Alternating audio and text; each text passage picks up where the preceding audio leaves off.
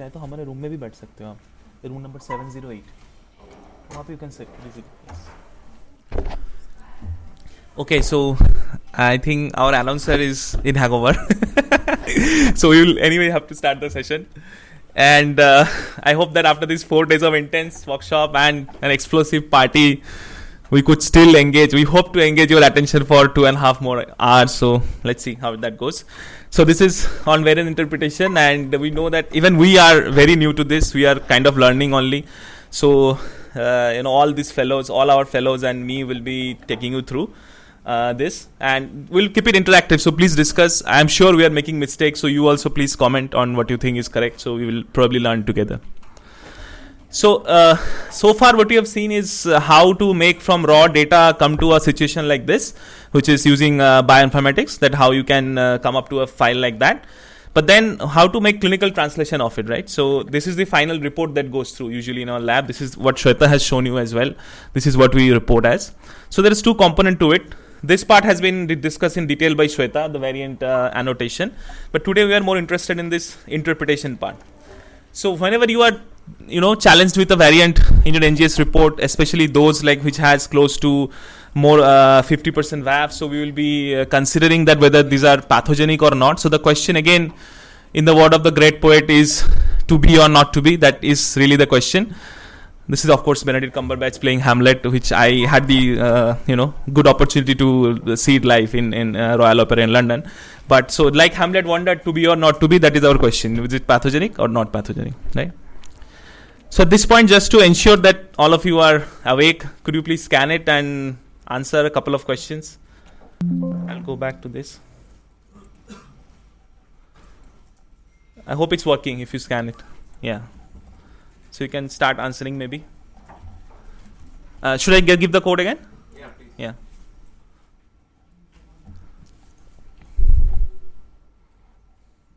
Yeah.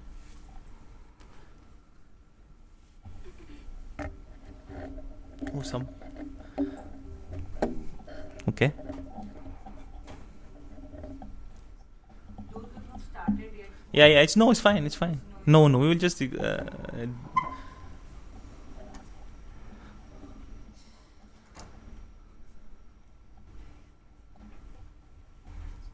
mean, all of you are allowed to answer, huh? The one sitting behind. Don't shy away from answering. So yeah, for us also, we usually, of course, if it's like NPM1 4BP insertion, we will not check it, right? So usually we check it only if we suspect it to be germline. But it may be a good idea to check in all cases just to prove that it is pathogenic. So it's for a practice, it's not bad to check in all cases.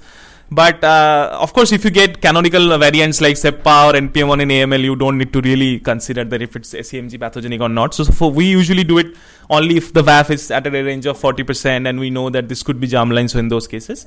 But it may be a good idea to check all of these. So, okay, so maybe one more question. I hope it's coming in your screen, right? If you refresh, it will come, I guess. Okay. Huh? Okay, the QR code you need. Okay, here.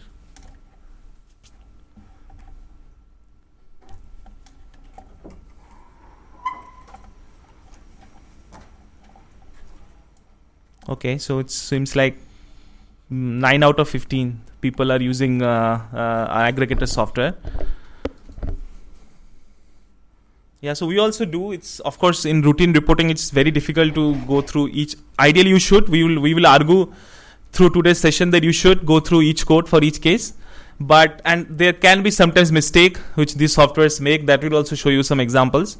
But definitely you have to take help. So initially, what we typically do is we start with them and then we individually assign code. So with the background that they have given, we will then go ahead with it. So yeah, it's a good idea to at least use it. Those softwares. We'll go back to the PPT now. Right. So the problem is that why do we need really all of this, right? So variant interpretation is unfortunately not straightforward. So the definitive data we still lack. There could be, as we will see in our session, there are varying interpretation of ACMG guidelines is possible. all those tool softwares could be wrong in certain situations. So it's not that anything is going to give you 100% correct answers. And this is very important. We know that we always tend to preferentially report positive correlations. So false positives are really too much in the literature. So if you look at this analysis, this was done among all ClinVar variants that had more than one submitter. Okay, so what they essentially did is looked at the concordance between variants where two people have submitted a ClinVar record, right? So 75% was concordant, but you can see almost 25% was discordant. Thankfully, the clinically meaningful discordance was only 3%, which is pathogenic versus VUS or benign. Most of the discordance was in this VUS versus benign region.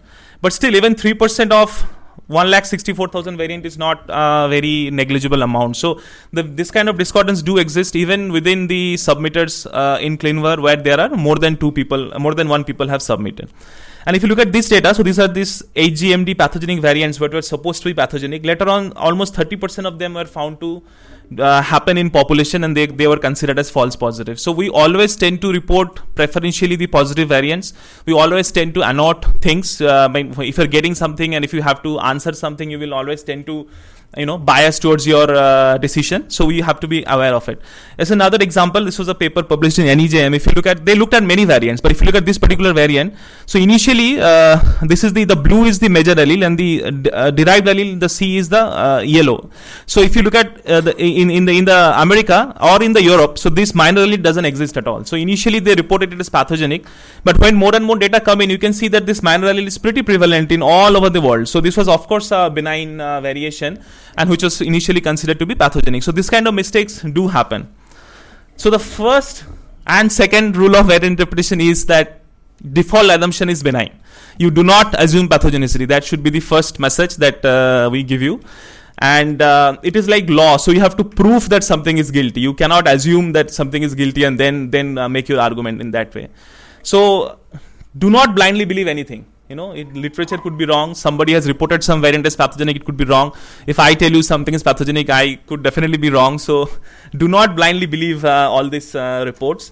And it is an evolving field with newer data. So you should keep on updating yourselves. And it's a good idea to prove always. So you cannot say that if I tell you how is it pathogenic, you cannot say that some XYZ has reported this as pathogenic. So you have to prove using ACMG codes or using some other means that this is pathogenic.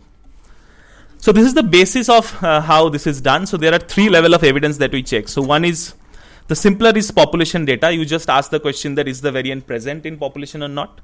Then there are clinical evidence. So has it been reported in case control studies? Is there any consensus driven guideline or not? Then there are molecular evidence. So you look at whether it's loss of function, what is happening in a hotspot, what are the computational tools saying, so all that. So basically, in essence, we look at these three categories. So this is the paper we referred to. It was published in 2015. I know that the new version is coming, which was supposed to come actually already, but it still has not come, unfortunately.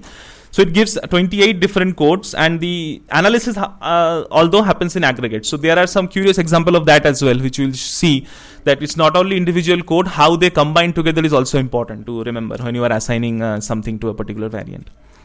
So this is just a chart to show you what are the variants. So for example, everything based on the strength level could be strong, moderate, very strong, or similarly in the benign line.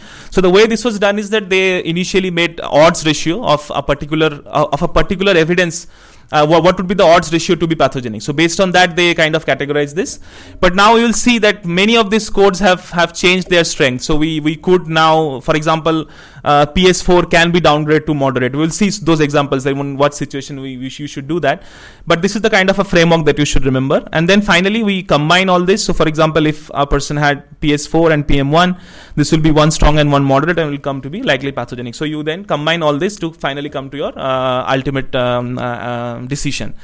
So one question here is, what does this likely word mean? So it basically means that there are more than 90% chance of it to be pathogenic. So when you say something as likely pathogenic, the cutoff is 90%. So you essentially say that there is more than 90% chances there that the variant is pathogenic. Similarly, if you call something likely benign, it basically means that there is less than 10% chance to of the variant to be benign, of the pathogenic. So like I've said that ACMG is 2015, so there are many modifications of it. This is a very, very useful website. You should go to this SVI VSIP modification. They keep on publishing these modifications of each code. So these are the most current modifications on each code. So you should definitely check them out, like if there is any particular guideline for that code or not.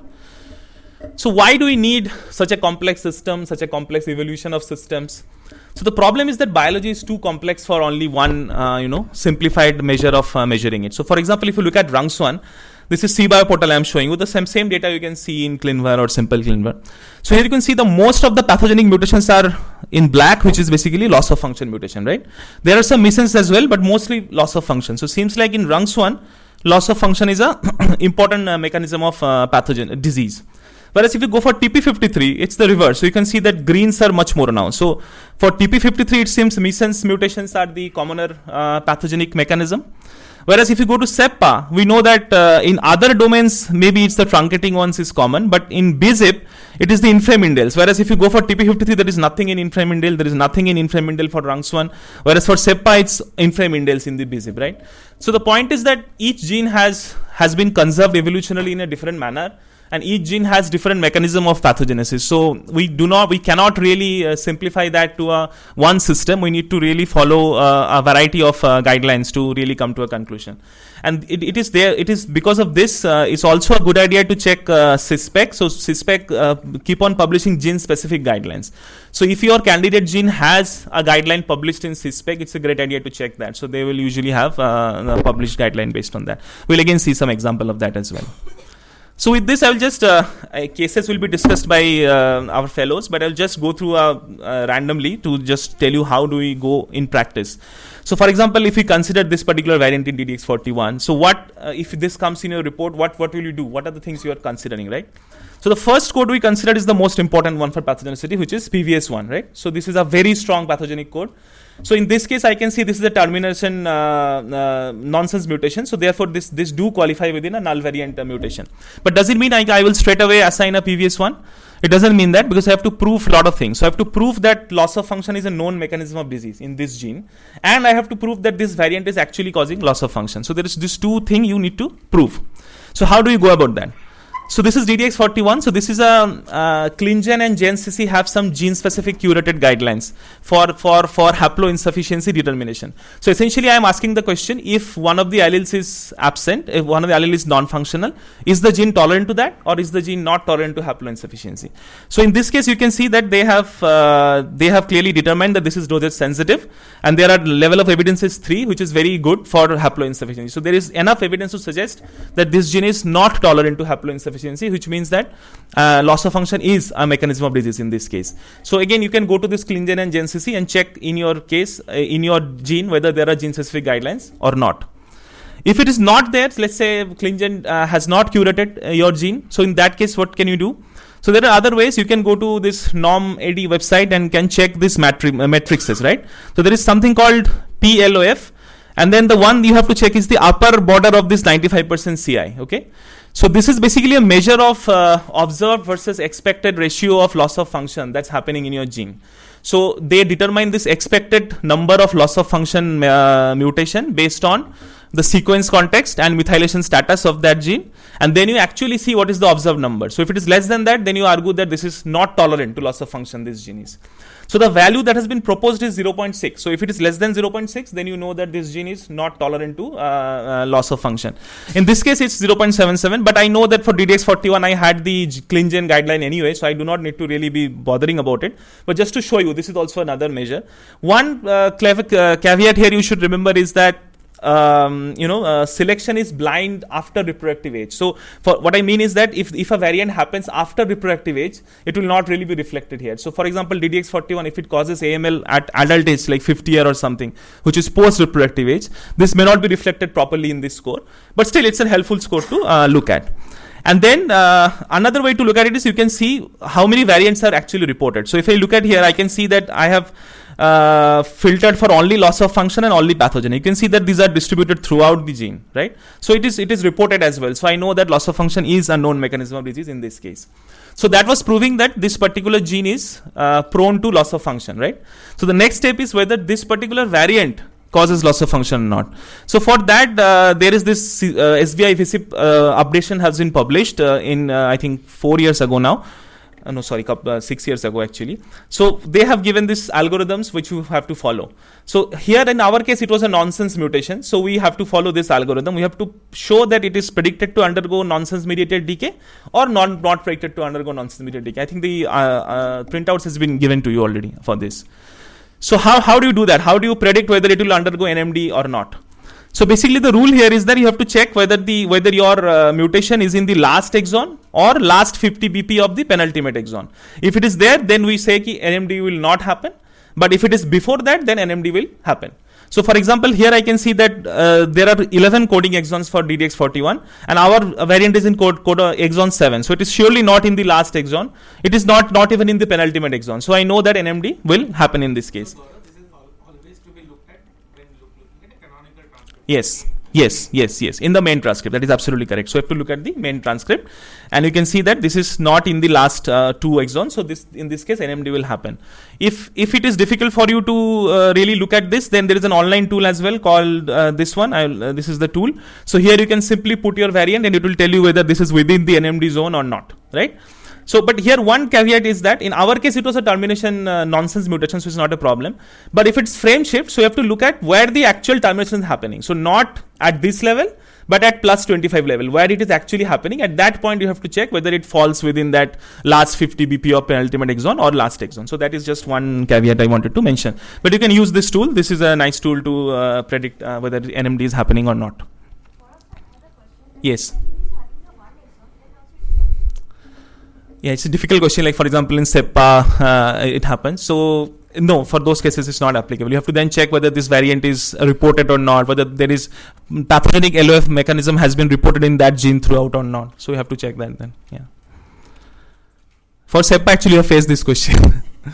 And then there are a whole lot of algorithm for splice site variants. Hopefully, if time permits, we will show you one case today, but I'm not going to detail that. But there are algorithm as well. So remember that. So for splice site, there are a whole different algorithm to predict NMD.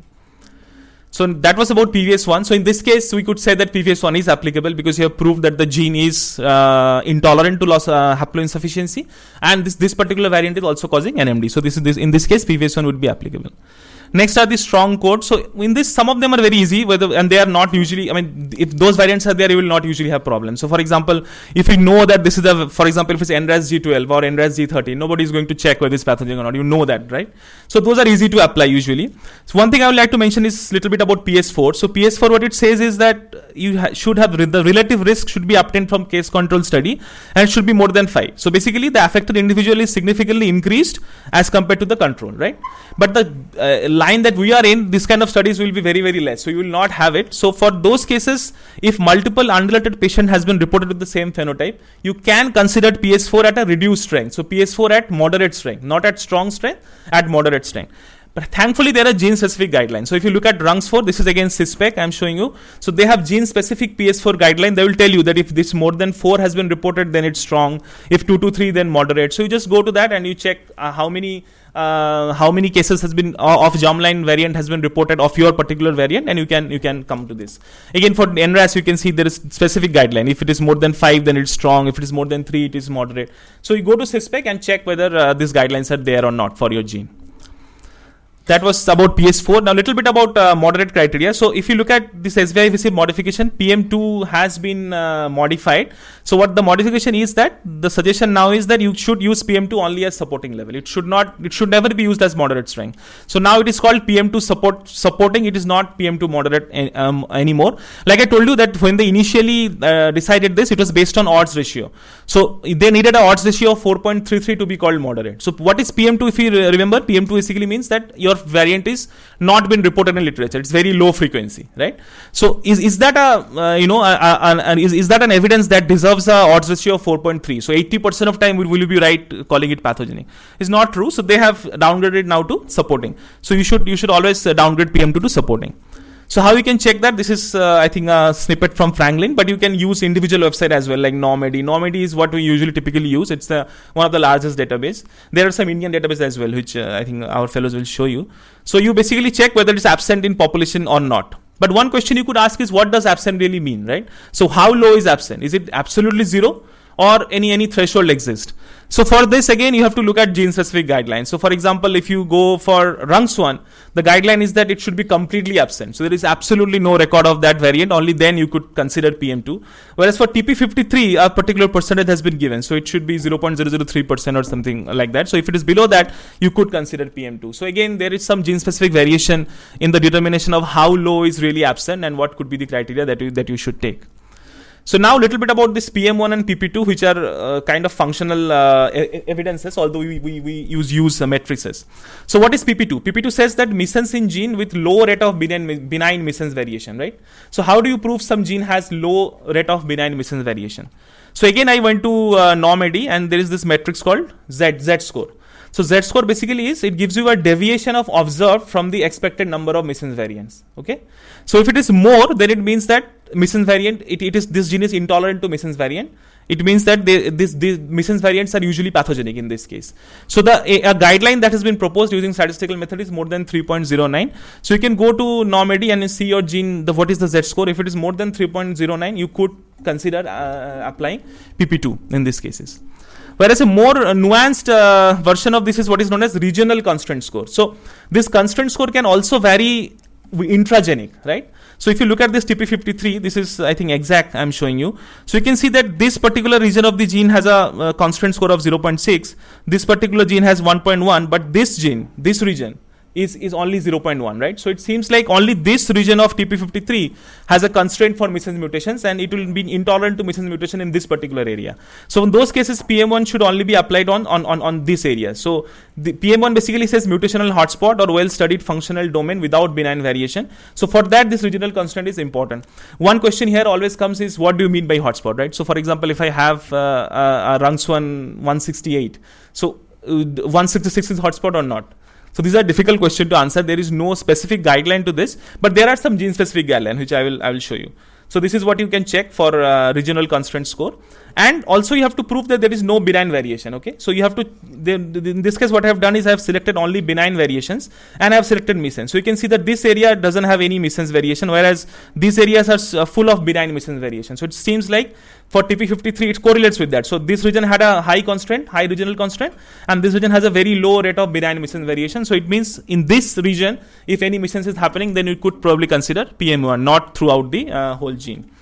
And this is something, again, you can prove that if benign variation is not happening, like this is our variant DDX41, and I checked in simple ClinVar with only pathogenic and missense. So our variant is somewhere here, so it looks like it is a hotspot. It has been reported. Whereas if we look at only benign, then this area is quite clean. So there is no benign variation reported there. So then I can probably consider applying PM1 in this case. And again, like I'm telling you, there are gene-specific guidelines. So for example, consider APC. APC is a gene that has a lot of benign missense mutation throughout the gene. So in those cases, the rule is PM1 is not applicable at all. Whereas if you look at TP53, they have given specific guidelines. So moderate can be considered in this particular codons, supporting can be considered in these cases, so on. So you can consider this gene specific. If there is a gene specific guideline in CSPEC, you should go and check that, and that will give you more detailed result probably. Then this is something that we often use, because in many cases it will happen that we do not know what it is and we have to resort to computational tools. So PP3, BP4, it basically says that multiple lines of computational evidence support a deleterious effect on the gene. So for this, we have a lot of these tools that can predict. So it's important to remember that many of these tools uses similar methodology. So you should not use three things saying same thing together and you consider that as an additive evidence. That's not like that, because many of them uses the same thing. So the good practice is to use something meta. So for example, we use usually Revel. Revel is a meta algorithm. So it means it takes into consideration other algorithms and then try to give a pathogenic or non-pathogenic call. Alpha missense is a very new tool which has a completely different way of deciding whether it's pathogenic or not. We'll just see one slide here. But so based on this, what they also felt and we also feel is that, means we have also felt this problem, is that because in many cases we have to just sort to PP3, we do not have any other evidence. So PP3 is only supporting.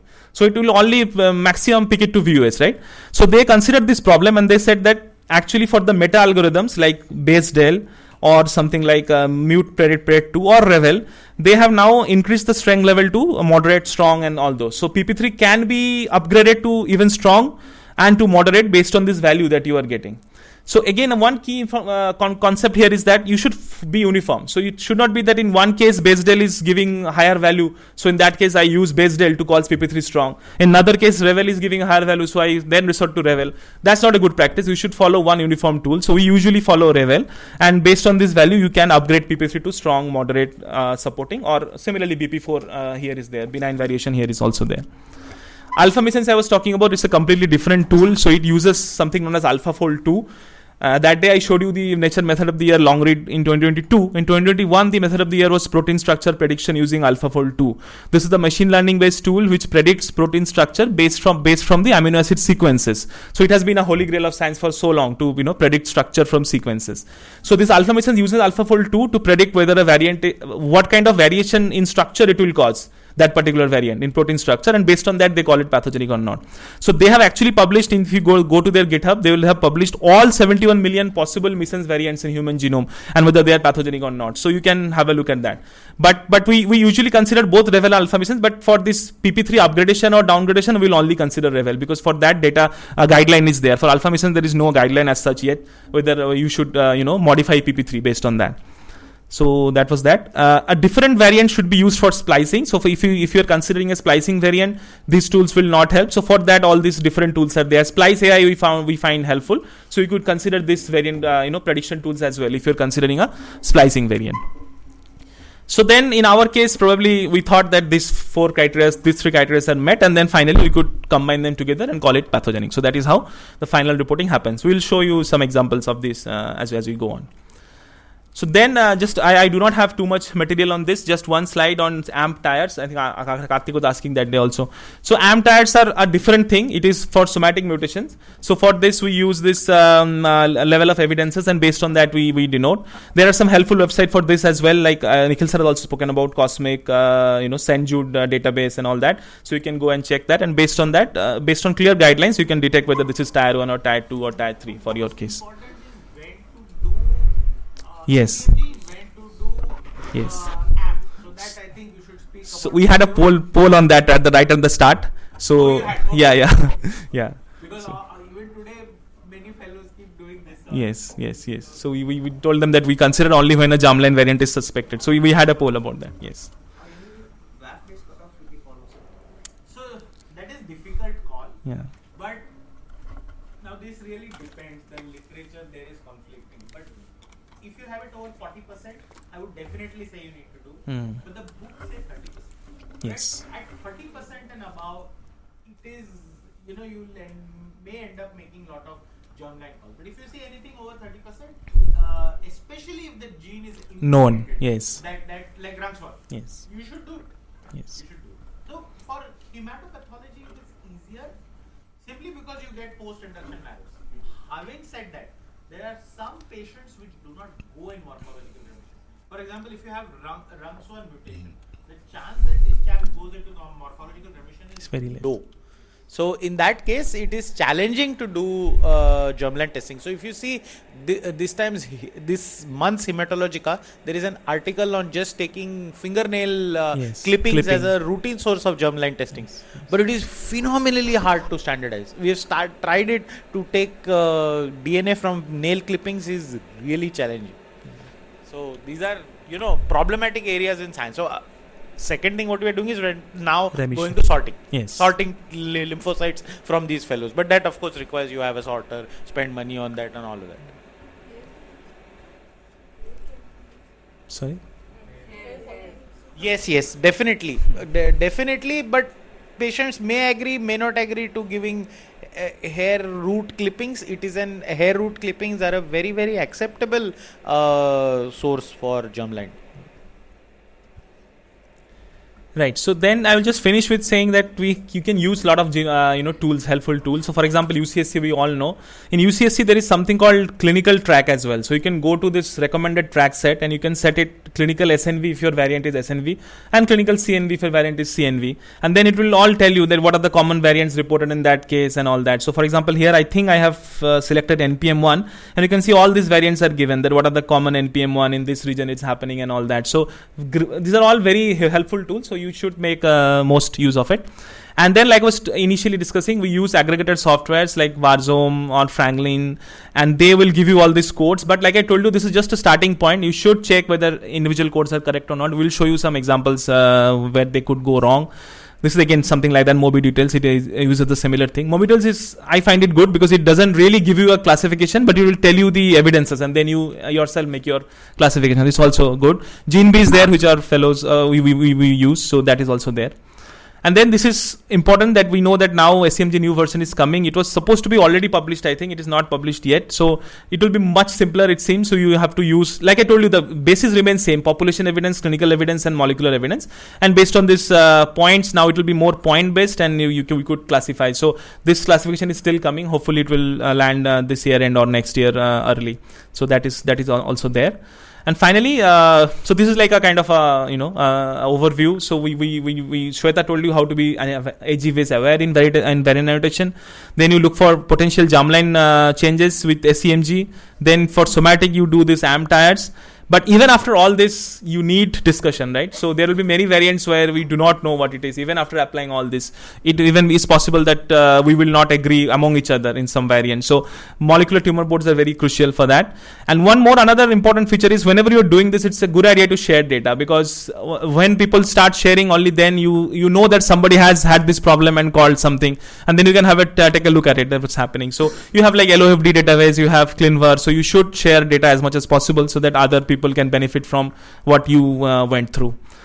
So so that was, I think, my last slide. This is some resources that I have jotted down. It's there in the PDF that we send you as well. The SVIVC modifications and some aggregator softwares. So with this, we will start initially with our codes. So the plan is that we will go through some of the codes. We will give you 4 minutes maybe to figure out what do you think this is. 2-3 minutes maybe, and then one of our fellow will go through it. And we have 5 codes, I think. And then in the cases, I think we will just present that, because it might take too much time to denote a case. Maybe some case we will do. So for this, we go back to our mentee now. Just give me 1 minute.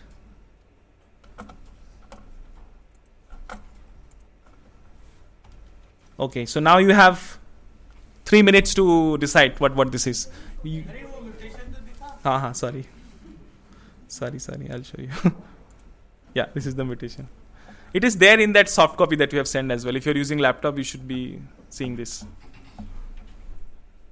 Or you could just copy this, just copy the NM thing. It will give you.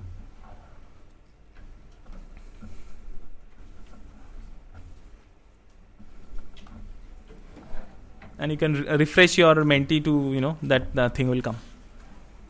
So 2 minutes maybe. Shadma will present this, right? Within time.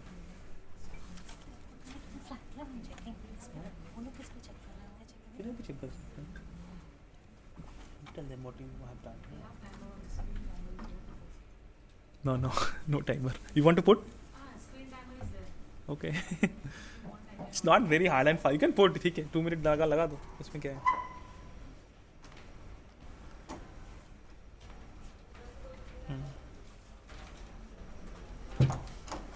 Now we need the PPT.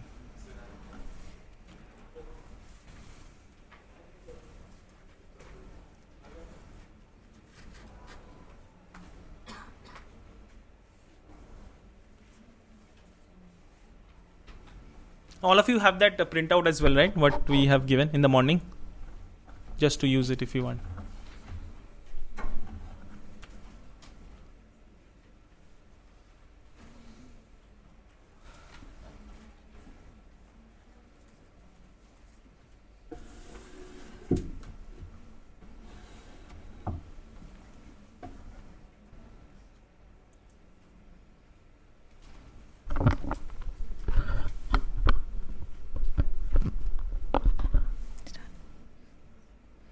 So by the time you are doing that, I'll start the case. I'll discuss how we went about it. So this is the variant that we got, TP53, and this is a 50-year-old male who's been diagnosed with AML. So we are concerned here with PM2, BA1, BS1, and this is basically on the category of we have to see the population data, and we have to see the frequency of the variant in the general population, and this will help us in assessing the pathogenicity of this variant. So as you can see here, the pathogenic, the PM2, the option that was given, that is the most pathogenic, and it comes under the category of moderate, and now as sir was telling us that it is now into it has been downgraded to supporting, PM2 supporting, and then there is BA1 and BS1. So I'll talk about each of these categories. So for this we basically need to see the population databases. So what are population databases? These are online databases which are based on some aggregated scores, some aggregate of exome and genome sequencing data from a variety of large-scale sequencing projects. And this was initially the Nomad that we will be using here is the largest such database, and it has around 1 lakh, the data of 1 lakh individuals, and the latest version in fact has up to 4 lakh individuals. And this was originally launched in 2014 as Exome Aggregation Consortium, or EXAC as sir was saying, which had 60,000 patients. And you can see the UMAP and the bar graph showing the frequency of various population in this Nomad database. And this population had it was actually recruited. It excluded basically patients of the those having severe pediatric diseases. So as sir was also saying that for those when we are if we are searching for a gene which is causing some disease in the pediatric age group, for instance Elaine, so we will not find it that frequently in this database, because the severe pediatric age group patients have been excluded from this database. However, if we are looking for a gene like DDX41 which causes diseases in the the older age group, so we might find a higher frequency of those, because this is just a adult population which has been excluding the known pediatric severe patients. So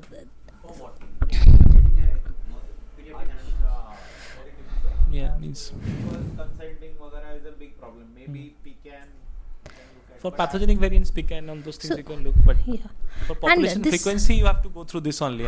And this actually helps if we have excluded the pediatric severe. Why pediatric and adult germline variation will change exactly. That doesn't make sense, no?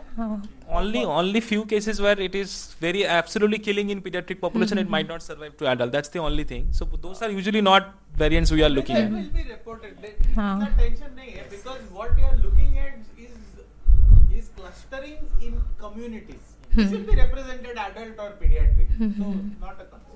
Okay. Because the PLI score as sir was showing in DDX41. No, that's PLI score, but this is just whether it's present or not. Okay. That's a different question. Okay. So we move ahead, and so I'll show you how Nomad is used. So we go to this website, nomad.broadinstitute.org. If you want, you can also open it in your systems, and there you can go to this version 2.1, which is based on AG37, and there you can put our variant. So as I have put this variant, chromosome 17, and the genomic coordinate and the change of TP53. So we will get something like this, and here you can see the allele frequency that is showing here, which I have highlighted in the red box. So that shows 0.0001.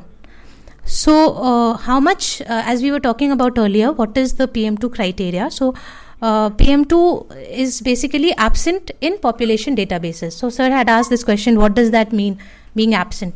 So the population databases, so for PM2, as sir had also shown, that TP53 has gene specific criteria, and for PM2 the value should be less than 0.003% or 0.40 and then a 3. So our allele frequency here is 0.00001. So it should be less than that, less than 0.0003. So it's 403s. So it's not coming in that. Yeah. It is a percentage. Yes. You say. So if you multiply by 100, it becomes a percentage. Yes. That is what you are looking at. So the value is not less than 0.403. So this is not absent. It is more than the value. It's not absent or less than the value. Yes. Yes. So this PM2 will not be applied here. Sorry for my bad maths. 0.01. Then- 0.01. Ha. Any 1% is 0.01. No, 1 out of 100 is 0.01. Yes, sir. To the previous point. So like this is So this is salaried 0. frequency is 0.0001. So it means 0.01%. So you are looking at something below that. But बहुत common है कि नहीं? एक 1% के ऊपर है तो common. conceptually it is like that only. Just वही देखना है. अगर कॉमन है तो एक्सक्लूड करना है उसको और कुछ नहीं करना है. So this will not be applicable because our value should be less than this, but our value is, it's more than that. It's not less than it. चलो आगे चलो. So PM2 is not applied here. Then next we go to the benign options that we had, BA1, BS1 and BS2. So BA1 is when the allele frequency is above 5% in the database. So and it is a standalone or exclusionary filter. So if it is met, then we don't see any other thing and we give it a benign pathogenicity. So the allele frequency will be more than 5%, which is 0.05. And they have, again in the latest SVI guidelines, they have said that gene-specific recommendations should be seen.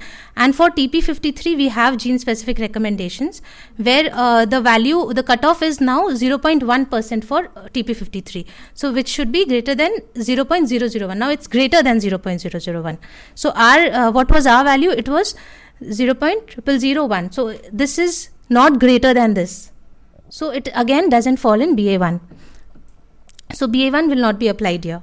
Now we go to BS1, and again BS1, the allele frequency should be greater than 0.0003. So this here we see our value. The allele frequency is not, in this case it's not greater than 0.0003, but if we see the genetic ancestry group in the South Asian population, it is greater than 0.0003. So in the South Asian population, the frequency, allele frequency is higher, so we can apply BS1 in this category. So here we learn that we not only see the allele frequency overall, but we also see the genetic ancestry group wise, and if any of the group is falling in our category. So if here our range was more than 0.0003 and we are getting 0.0008. So that is more than that. So we can still assign this category, and it need not be that your patient is of the same genetic ancestry. So if for instance I was getting here the same value in an African American cohort, then also I would have given in this patient, though our patient is not from that cohort. So that is also a criteria. So we can now apply this BS1 category. And then we again saw on Franklin, there we saw that in the Indian database, it's even higher. It's 0.33%. So that's even higher. So it's definitely, the frequency of this variant is more common in the Indian and South Asian population. So we can apply BS1 in this case. So I think the idea here was that you have to check population database as well as you should look at the ancestry specific population database to come to your data. So Just to this ancestry specific, you also have examples of ANOVA. Did you see bioinformatics mein ANOVA, how to annotate your data? So there are multiple population frequency databases. Make sure you download all of them when you start annotating your data. So because this problem you will face all the time. There are certain South Asia specific ones that need to be looked at. So whether you are doing benign or this or not, but this population frequency is something that you will need to look at again and again. I think the answer, we had most of them as PM2 supportive, but in this case BS1 is the correct answer, right? So I will open the next question. You can keep on answering. So the question here is that whether PP2 is applicable or not in this DDX41 and this TP53 variant. Seema will take you through. We'll give them, I think, 1.5 minutes to just decide.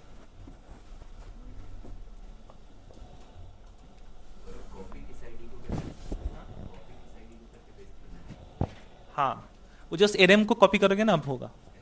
We had sent that as well. तो आपके पास अगर वो soft copy है तो you can just copy from there.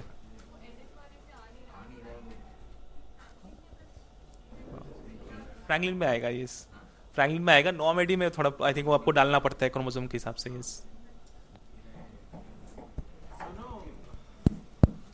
Basically, chromosome ref or start is not there. So that's So what she is saying is you can put 5 dash and that number and then 3 dash C. Not 17, 5 dash. 5 dash that whole number, then dash D dash C. वैसे डाल. वो कर सकते हैं. So much hard work. 1.5 minutes. Well, just discussion is just the If you have any question, please keep on asking in between. So much like hard work after a night of explosive party. And 4 days of intense workshop on the top of that.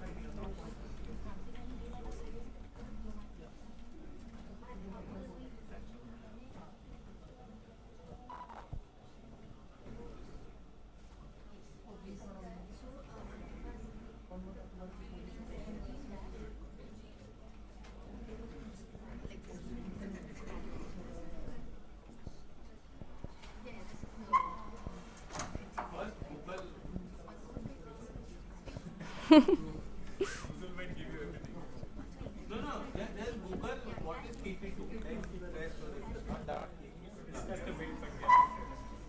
But And you have the printout as well. we can give the printout to sir.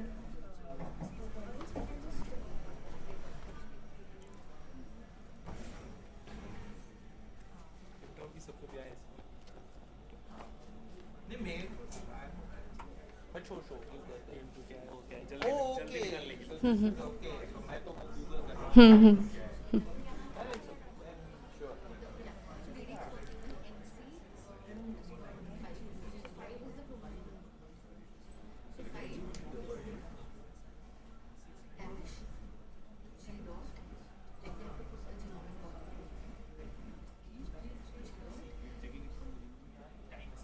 I should go? Okay, okay.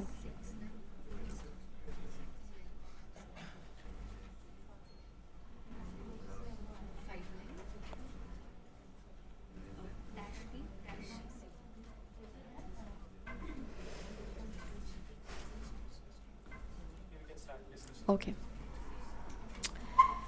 Shall I start?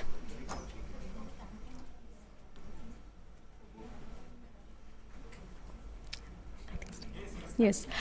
So good afternoon, good morning, everyone. I will be discussing problem 2 and 3, and we'll see is PP2 is applicable in these two scenarios or not. So what does PP2 says? So it should be a missense in a gene with low rate of benign missense variants, and pathogenic missenses are common. In addition, we can evaluate in this scenario missense Z score, which is calculated by comparing the expected versus observed variants for missense variants, which has already been discussed. So this has already been discussed that Z score of greater than 3.0 indicates that a gene is intolerant to missense variation. So coming to the problem, DDX41, so it is a missense gene mutation and present at a high VAF of 66.5%.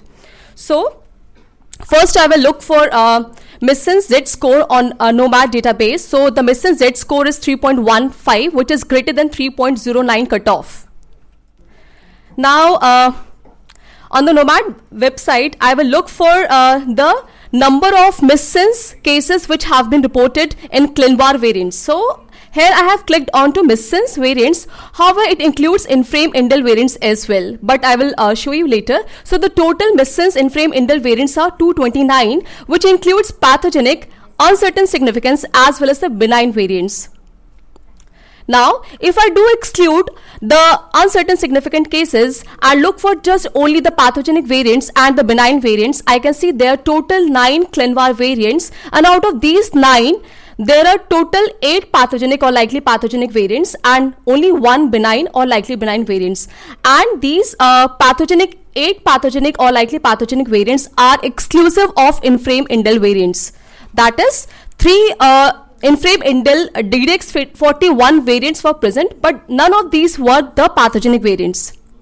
So this is the screenshot which I have put, and see 3 inframe indel variants were present, but none of these were pathogenic. So it is totally the missense variants which were pathogenic. So the points in favor of PP2 are there are greater number of pathogenic variants in DDX41 with a total of 8 pathogenic variants, and the missense Z score is 3.15. Thus, the PP2 rule is met in this case. Now, the second problem is TP53 missense variation, which is variant which is present at a high VAF of 42.1%. Similarly, in this case, the Z score is 1.15. However, it is less than the cutoff of 3.09. Now, next we will evaluate the number of missense variants reported in ClinVar. So here we can see a total of 1498 variants have been reported in ClinVar as missense as well as inframe indels. Now, if I exclude the uncertain variants and include only the pathogenic variants, these are total of 276 variants. Now, coming to the benign variants. So, the benign variants are 133 total benign variants. And out of 1498 cases, the likely pathogenic cases were 276. However, here I have excluded one TP53 inframe indel variant, which was also reported within this category because it includes missense as well as inframe indel. So a total of 275 likely pathogenic variants have been reported, and likely benign were 133.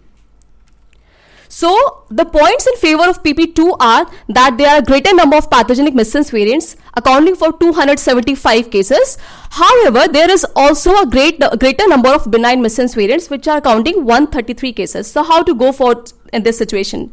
So if there's like 2:1 ratio of pathogenic versus benign, can you say that this gene is intolerant to missense mutation? That's the question.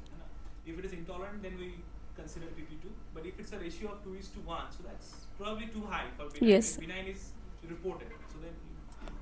So for this, I will go to gene-specific guidelines for TP53, and here it clearly says that this rule should not be used due to high frequency of benign missense variants, and we saw that there were high frequency of benign missense variants, that is 133. So PP2 is not met here in this particular case. So you may not have gene-specific guideline for all genes, but if you have like a 2:1 or 3, even 3:1 ratio, I would argue that benign is quite high. So probably you should not that be no PP. Qualitative cutoff for this, I mean, is there a reference cutoff for this? No, sir. The problem with that Clingent gene-specific database is Not there very for- few genes are there. Like RUNX1 is there, TP53 Yes. is there. Yes, there are only 69 registries. Yes. Maybe there, but A myeloid malignancy where VSIP is coming, but it still not has come. So when it comes, it would be hopefully easier for us. But I think again the point that we started with, that you should assume it is benign first. So you have to prove it is pathogenic. So 2:1, 3:1 still I think is quite high. Thank you, sir. Thank you. Went with all of it, no? I don't think we had chance to do. Yeah, DDX41, everybody got it right. Unfortunately, TP53, we did not have the time to go through. Okay. So now the next, I think, is PM1. Now we discuss about PM1. So this is a couple of variants again given to you, whether PM1 is applicable or not. And if applicable, what should be the strength of PM1? Like I discussed that PM1 can be downgraded as well. So this is what Gojiri will discuss. Yeah. Again, we give them 1.5 to 2 minutes. Sorry? Oh, you want the QR code again? Yeah.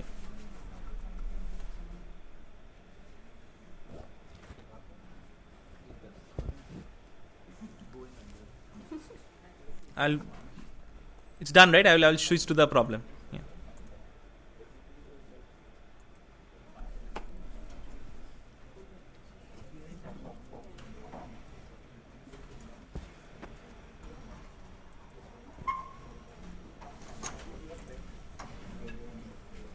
client was in a mode of volcanic eruption.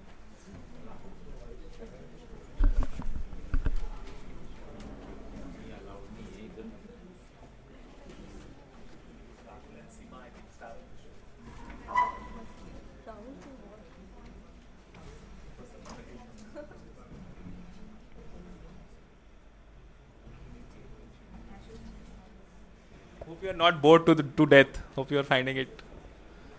Please. Miss, you can just enjoy the discussion also. No need to. It's okay. It will be there with you, so you can do it later on also.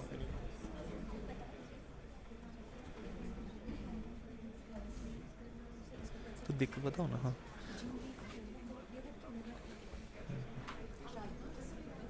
So you could use Nomad, or you could also use an aggregated software like Franklin or GeneB, and they will give you a link to go to Nomad. So that's also possible. So you can do that as well. Idea is just to make you think a bit. Baki to we'll discuss only.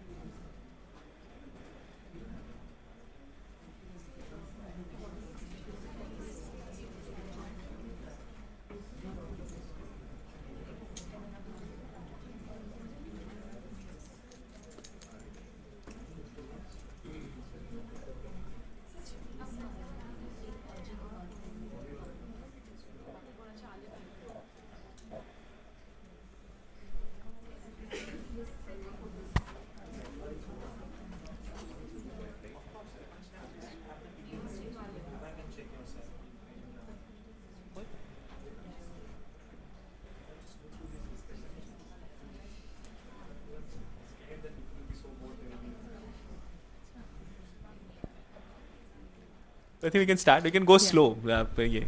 Okay. We have time. Okay. Okay, good morning everyone. So we'll start discussing how to approach this particular PM1 code and how to assign strength for this code. Right? So we have two problems, but before that, what is PM1? So PM1, to apply PM1, we have to answer three questions basically. Whether it is located in a mutational hotspot. Okay, so for example, here we have IDH1 and we can see that this particular R132 variant is present at a much higher frequency than all the other variants reported in this gene, and that's why this is a hotspot for this particular gene.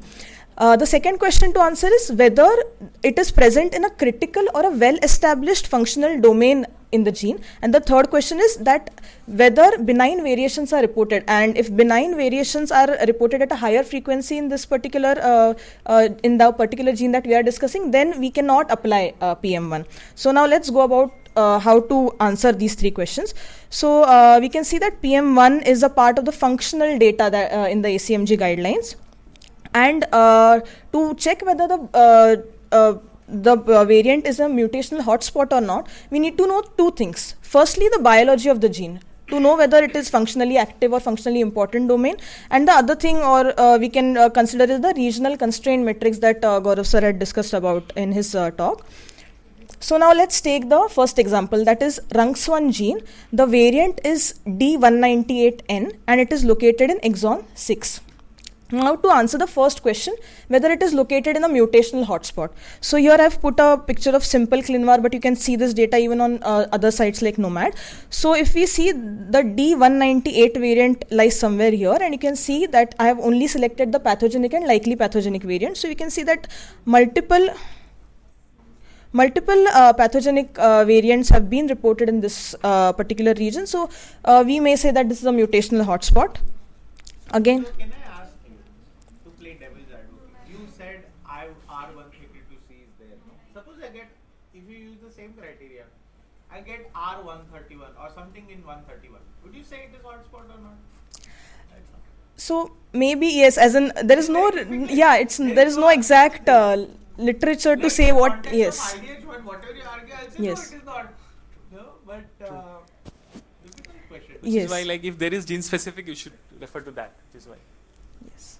Yeah, if you can have a supportive evidence in the literature of that particular variant, that is best. Correct. Otherwise, just likely. No. The question is whether you will define as hotspot or not. The hotspot technically we'll have to define, no sir. No, how? What is a hotspot? The question is if it's hotspot 131 in IDH instead of 132, should you call it hotspot or not? Is that hotspot or not? Ideally not then. 132 and Logically 140, 172 cases. उसका बाजू वाला. Logically it is not because you know that only canonical arginine mutations in IDH1 matter and only 2 are known. So it is difficult question to answer. But I would at least go by exon and say if mutations tend to For cluster these in an canonical exon. mutations, we usually do not face so much of problem. We'll face problems when there are mutations about which there are all the exons carry pathogenic and uncertain significance domains. There we really struggle. And that is the time when we disturb you also. That is what she will just show how Yes. just a framework on how to go about it. Yes, true. Yeah. Yeah, so No straight answer. No clear answer. next we check whether it is present in a functionally important critical domain or not. So if we can see, this is our mutation was in exon 6. This is exon 6, and on nomad we can see that these are all the reported transcripts. So this exon 6 we can say is present in most of the transcripts. So we may consider it as a functionally active domain. The other thing we can also see is we can look at the literature and the biology of RUNX1. So here if we see RUNX1 A, B and C are the 3 isoforms or the transcripts that are reported in RUNX1, and exon 6 is present in the runt domain, which is the functionally most important domain in the RUNX1 gene. So so yes, it is present in a functionally critical domain. And next, let's go to the regional constraint matrix. So what regional constraint matrix help us to define is that there are regions within each transcript also that are differentially intolerant to missense variations. So the observed upon expected, ideally if it is less than 0.6, we can say that that particular region is intolerant to variations, and values basically closer to 0 indicate increased intolerance. So how we can check that is by going to sites like Nomad or Exact. And the other last thing is of course the CISPEC panels that we have been talking about. So here let's see. So RUNX1 basically we see here that so how Gaurav sir showed the example of TP53 where only one region was showing very low regional constraint matrix. So here we can see the entire region is having the same regional metric score, that is 0.68. So again we cannot for sure define whether this region is intolerant. And the third question is, yes ma'am. Sir, can it be that if we do if we use the protein databases like Uniprot, etc., and if we find out that the isoforms are functionally documented that they are pathogenic, will that help in that region? I am not so sure. I would rather find a mutational hotspot. Would you use a protein database like EFAM? Yeah, actually I had done an online course on proteomics, and they were saying, you have done some work in proteomics, maybe. Because some of the protein domains will be functionally very important. Yes. Correct. So if they are have a look at that also, but again, this specific variant that has been documented will again be those few If your which we variant know. falls within that domain which is functionally active, then will you apply PM1 then? I will take into consideration everything. So Yes. regional constant matrix, benign variation. If Most we important is don't benign get variation. from That also here will have that a we look. can use those protein databases to just have We a clue and can. take Just a as a side. supporting evidence, we can look at it. But one of the key components is whether there is So even protein on top of that. database sorry क्या बताएगा आपको? It will only tell you what is the critical domain. Is that what you're saying? Protein databases maybe they specify regions where pathogenic proteins have been defined in literature. बहुत सारे हैं. तो Usually, you will have the same information here also, because those are the area where the hotspots will cluster. So you can detect here also, but you can have a look. No problem. Also, I have a query that this observation expected ratio they use. The expected is how they determine. Yeah. So that is based on the sequence context. So I think Nikhil sir told you about context-specific error correction. It basically means that in that specific codon context, what should be the rate of this mutation that you can determine. And also they look at CPG methylation. So whenever you look at a gene data, you check their codon context, 3 codon context, and their CPG methylation. Based on that, you can statistically determine what should be the rate of LOF what should be the rate of missense, you can determine that. And then you check what is the actual observed rate. So if it is below that, if it's really less than that, then you say that this gene is intolerant to missense because it's what was expected is not happening in reality. Another thing, as far as the protein thing is concerned, if we do the R plots, Ramanujan plots, Ramachandran plots, then if we find out that the protein that is being formed, the sequence is resulting, it's lying in the more, there are some hotspot areas and some which are unstable. I'm not very much aware of it. I've not really looked at it. But I guess that those mutations anyway you will find. Used at times, I am not sure. I look up to you guys only for all the reference. I'm just putting it here that they say that you can exchange between databases. Okay, so moving on, and the third question that we are answering is whether there are benign variations reported in this region or not. So if you look at this again, the simple ClinVar site, and if we choose only the likely benign and benign missense variants, if we remember our mutation was D198, so it will fall somewhere around here, which we can see is clear of any benign reported variations, right? Again, similarly in NOMAD, we can find that there are no benign variations reported in this exon 6. But as we have discussed that if CISPEC guidelines are present for any of the genes, if there are expert panels which give guidelines for that particular gene, then we should use that. So we have a myeloid malignancy variant curation expert panel, which for now gives guidelines for RUNX1 gene, but with the use of this, they'll apply the same model to other genes. So we are expecting other genes. Before that, just based on the three things you have shown, what would you call it? Is it PM1 moderate or not?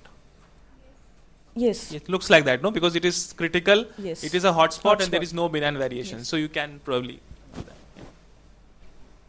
So now let's look at the variant curation expert panel, what they say. So here in this article that defined the panels for RUNX1, we can see that for PM1, they have defined the 13 hotspot residues for which we can call, we can give the strength of PM1 as moderate. So our variant D198 falls in these hotspot residues that have been defined. And along with that, there is also supporting evidence. So maybe we can downgrade the PM1 strength to supporting if the variant lies within the amino acid residues 105 to 204. And just for your information, there is also an update which is present now where PM1 supporting is now 98 to 204. They have updated it. So for this case, PM1 strength is moderate. Now coming to the next case, this is a TP53 with the mutation of V218 in exon 5. Now let's see how to approach this. So again, first question is whether it is mutational hotspot or not. We see in simple ClinVar, there are multiple mutation pathogenic variants reported in this region. If we look at exon 5, so just to update you, this is basically TP53. Again, the reverse strand problem comes back. So this is the reverse strand, and that's why we have to count the exons from the right side. So this is the 5th exon here in TP53, and this exon is present in almost all the transcripts that have been defined for TP53. Again, a lot of pathogenic variants have also been defined for this particular region, and if we look at the regional constraint matrix, it is 0.62, so not exactly fitting the criteria for a regional constraint matrix. If we look at the biology of the gene, exon 5 is present in the most important DNA binding domain, so it is present in a functionally critical domain of the gene. And the third question, whether benign variants are reported or not. So if we look at NOMAD database, we can see that a few benign variants are reported. So maybe if we are just putting these criteria together, it's not exactly fitting in PM1. Maybe if downgrading is possible, we can downgrade the strength. But next. How many pathogenic variants are reported there? Would that matter? Because all you are looking for at is actually just maximum 11 variants. Yes, right? And yes. this is a gene that is reported across all cancers. So Yes. I suppose that Yes, is yes. negligible when Yes. you are comparing with all cancers. So True. And lastly, again, we have a TP53 variant curation expert panel present. So let's look at what they say. So they have defined these 6 mutational hotspots to categorize PM1 as moderate. But if we look at the supporting criteria, they have said that in cancerhotspots.org, if a mutation or a variant is reported in 2 to 9 occurrences, then we can downgrade the strength of PM1 to supporting. So let's just go to cancerhotspots.org, and we have this V218 mutation that is present in our case, and we can see in samples that it has been reported in 9 occurrences. So it fulfills the criteria of PM1 supporting, and hence we would like to downgrade the strength to supporting in this case. Very good. Thank you.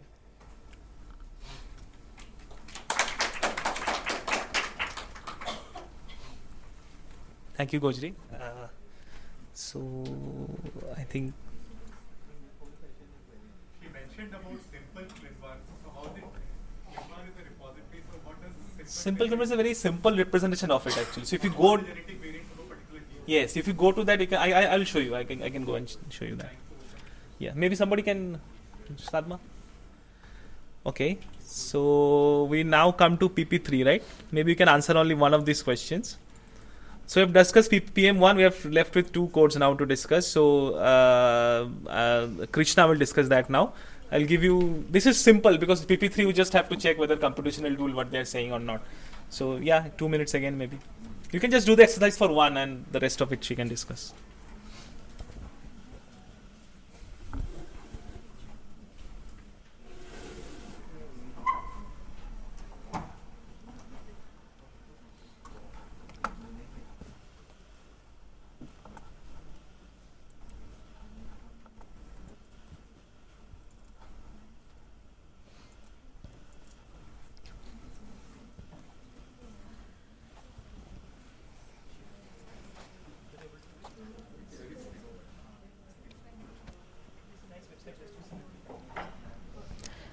So I'll be discussing problem 6, 7, 8, mainly PP3 and BP4. So as we know, PP3 and BP4 are based on computational methods, and PP3 is when multiple lines of computational evidence support a deleterious effect on the gene and gene product, and BP4 is when there's no impact on the gene and gene product. But many in silico algorithms use the same or very similar inputs for their predictions, so each algorithm cannot be taken as an independent criteria.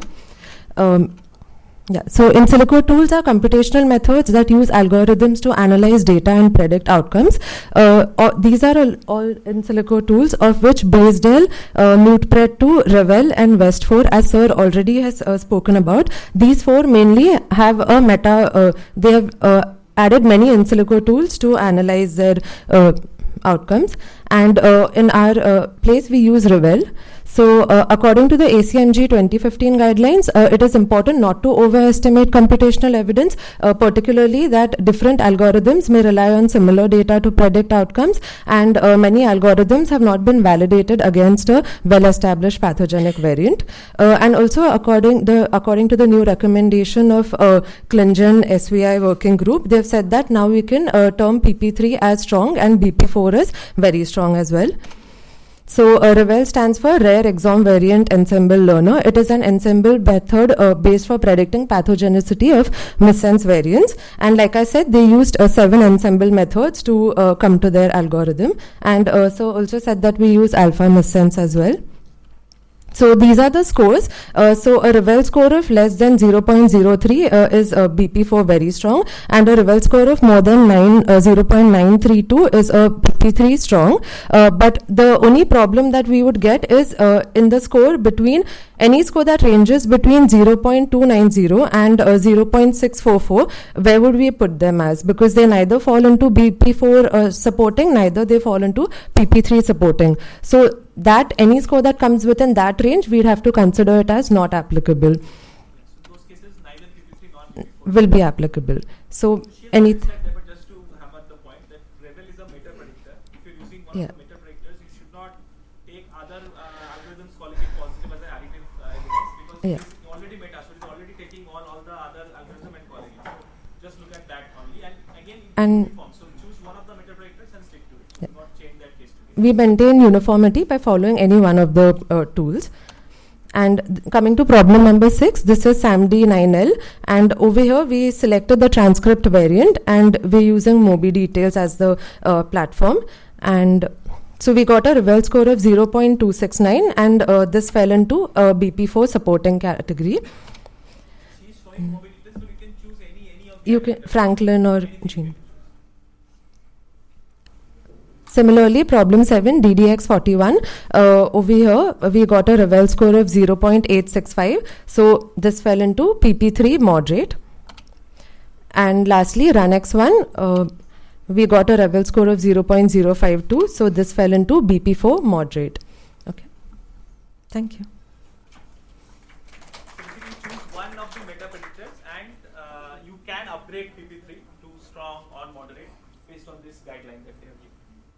That is the message. Yes. It is not meeting either of the cutoffs. What we call it as? Then you do not apply PP3, PP4. That particular code is not applicable at all in this case.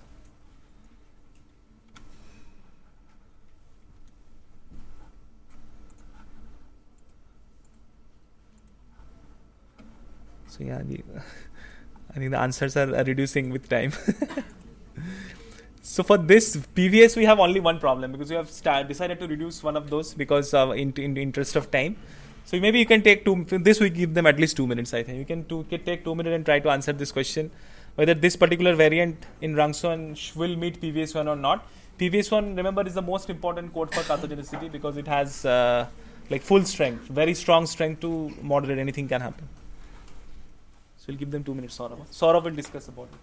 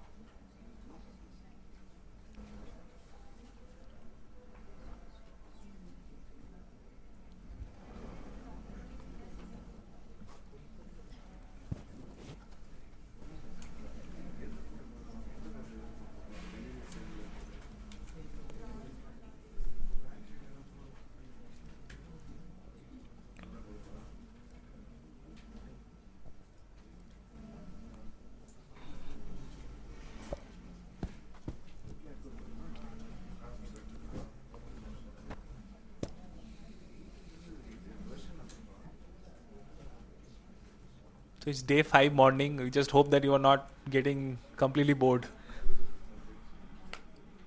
and enjoying. We can start, Saurabh. So these are the possible answers for problem 9. So for applying PVS1, we have to prove whether the loss of function is a known mechanism of disease in that gene, and whether the variant that is there, it is a null variant. So how do we prove that? I think you all of you have been given some sheets, and in that sheets you can see there is an algorithm pasted in the last. You can follow that also. So to prove the loss of function is a known mechanism of disease, we have discussed various modalities to prove that loss of function is a known mechanism. So one of which is to check on Klingen, the dosage sensitivity. So in this case, the dosage sensitivity is sufficient. There is a sufficient evidence for haploinsufficiency. So loss of function mutations, they inactivate genes completely, but some genes in human population are able to tolerate these functions, where others known as constrained genes cannot. So this dosage sensitivity will tell you about that. And in that there was a paper from Abu Toin who had given the algorithm to evaluate the PVS1. So we have to follow the PVS1 flowchart if clinical validity classification of gene is strong or definitive. So here you can see the clinical gene disease validity classification is definitive. And loss of function is a known mechanism of disease. If we check on ClinVar, there are 132 pathogenic null variants are described for this gene in 6 different exons, among which 24 variants are in exon 5. And if we follow the nomad that we have been discussed, the predicted constraint matrix, so the loss of function mutations, as I already discussed, they inactivate genes completely, and the nomad has given us some predicted constraint matrix, PLI Z scores and PLOEUF, that is observed upon expected upper bound fraction. So in this case, if you check on nomad, the LOEUF score is 0.438, so it is less than 0.6. So it is again an additional evidence that loss of function is a known mechanism of disease in this case. So if I check the this variant on ensemble. Go back to the last slide. Yes. Just to emphasize on that score. So what it basically essentially tells you, it like we've discussed, observed versus expected ratio of LOF, and that too we take the upper bound of the 95% CI. So it's a very safe. Their argument was, instead of the score, you should take the upper bound of 95% CI, because then you are safer to really call it intolerant to things. So if that upper bound is less than what, 0.6? 0.6, then you can consider that this gene is intolerant to loss of function mechanism. So if one check this variant on ensemble, the variant is in the exon 5, and we have discussed this yesterday also, that this is a termination mutation.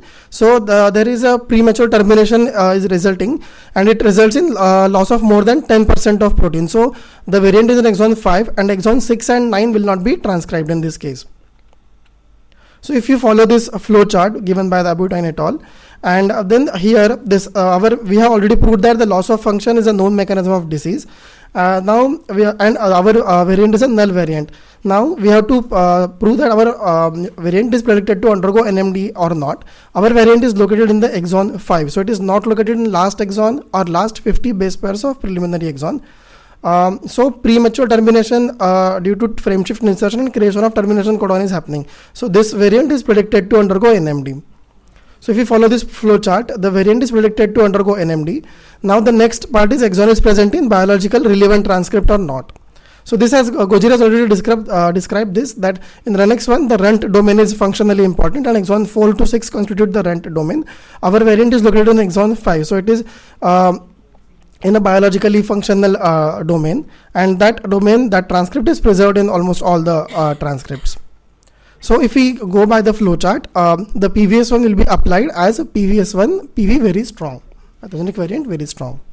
So PVS1 met at full strength, right? Yes, full strength. So just to summarize the steps he went through, first is that whether this gene is intolerant to LOF or not. So that he proved using, in this case it was easy because there is Klingen curation. If it's not there, you can check whether the score, upper 95% CI score kya hai and all that. Then he proved that whether this particular variant is null variant or not. So that we saw that this is the null variant.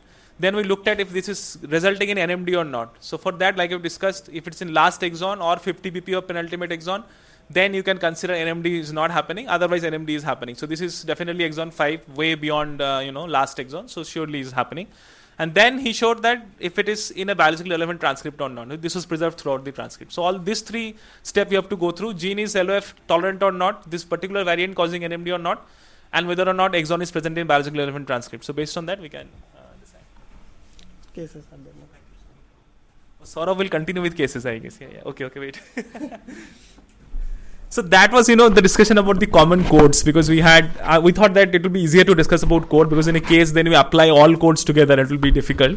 So this was the 5 code we want to discuss. Now we will discuss cases.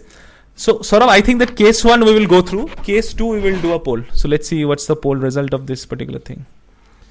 Yeah, so these two people are right, who said that previous one is met with full strength. It is not downgraded to moderate in this case, as Saurabh has showed, right? So now this case 1, Saurabh will go through. In one of the case, we will do a poll, and then we'll give you maybe 5 minutes for that, because in a case, you have to pull together all the evidences and then call pathogenic or not. Otherwise, we have 5 cases which our fellows will go through. So that's it. That will be the session. So starting with case 1, Mr. SD.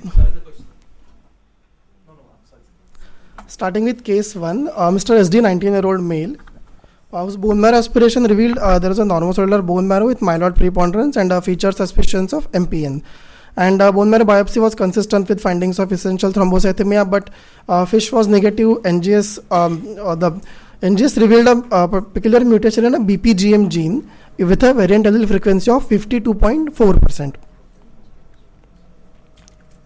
So now we have to go to all the ACMG classifications, which of the parameters are met in this case. So ACMG guidelines, as we have discussed, they can broadly be classified into these categories: those that have to be those criteria attributes that have to be retrieved from databases, or those that we have to screen from literature or available websites that are there. So let's just apply each one of them. So this BPGM gene variant, it's a substitution variant, so it is not a null variant. So my PVS1 criteria is not met here, because for PVS1 null variant is important. So PVS1 will not be applicable in this case. Coming to PS1, same amino acid change as a previously established pathogenic variants. So this same amino acid change as a known pathogenic variant, it was not found in ClinVal database. Histidine 90 arginine is a known, but our variant is histidine 91 arginine. So this criteria is also not met. Coming to PS2, de novo, both maternity and paternity confirm. It itself says that maternity and paternity has to be confirmed. For that, we need a confirmation or a sequencing for maternity and paternity to be confirmed. So PS2 is also not applicable in this case. Coming to PS3, well established in vivo in vitro functional studies supportive of a damaging effect on a gene or a gene product, and that studies have been validated and to be reproducible in our own lab. So we searched through literature. There are no large studies, because this is a rare gene. No large studies case reports were found having same variant. The variant is absent from NOMAD. And coming to PS4, the prevalence of the variant in affected individuals is significantly increased compared with prevalence in controls. So for that also you will need data from the large studies. So that is also the PS4 was not evaluated. Coming to PM1, now we had a debate over what to call a mutational hotspot or to not call a mutational hotspot. So this particular variant is located in the exon 2 in a BPGM gene, which takes part in if you remember some of the biochemistry, it takes part in the rapport looping cycle, and it deals with the hemoglobin function. So this exon 2 is located in histidine phosphatase domain, which is a functional domain of this gene. And when I check this on ClinVar, only 3 pathogenic or likely pathogenic reported variants were found. All of these green variants you are seeing, those are VUS variants mostly, and only the black dots are the pathogenic variants. But there is no benign variant found. So there are only 3 pathogenic variants known in this case. And our variant is histidine 91 arginine, and histidine 90 arginine is a known variant. So again the debate comes whether to call this as a location in a mutational hotspot, because the mutations are not enriched in this hotspot, but they are located in this hotspot. So we thought let's go ahead, it might be an overcall, but we thought let's go ahead with this PM1 criteria and let's see how it changes our final report here. In this case it might have been overcall, like Saurabh is saying.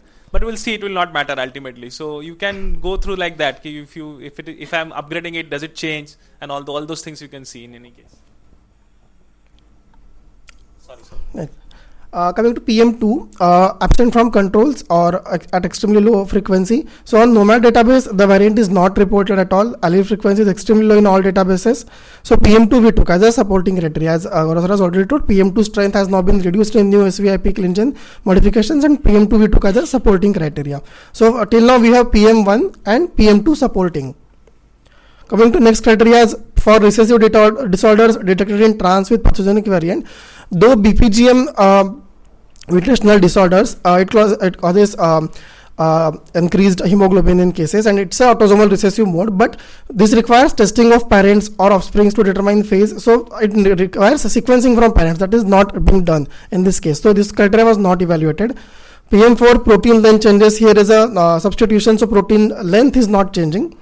PM5 novel missense change at an amino acid residue, where a different missense change determined to be pathogenic has been seen before. That is not the case here. And PM6 assumed de novo, but without confirmation of paternity and maternity. So one of the colleagues will be discussing PM2 and PM6. So PM2 was that the maternity and paternity was confirmed. In PM6, if you can't do sequencing of mother and father, you have to assume that it as a familial origin.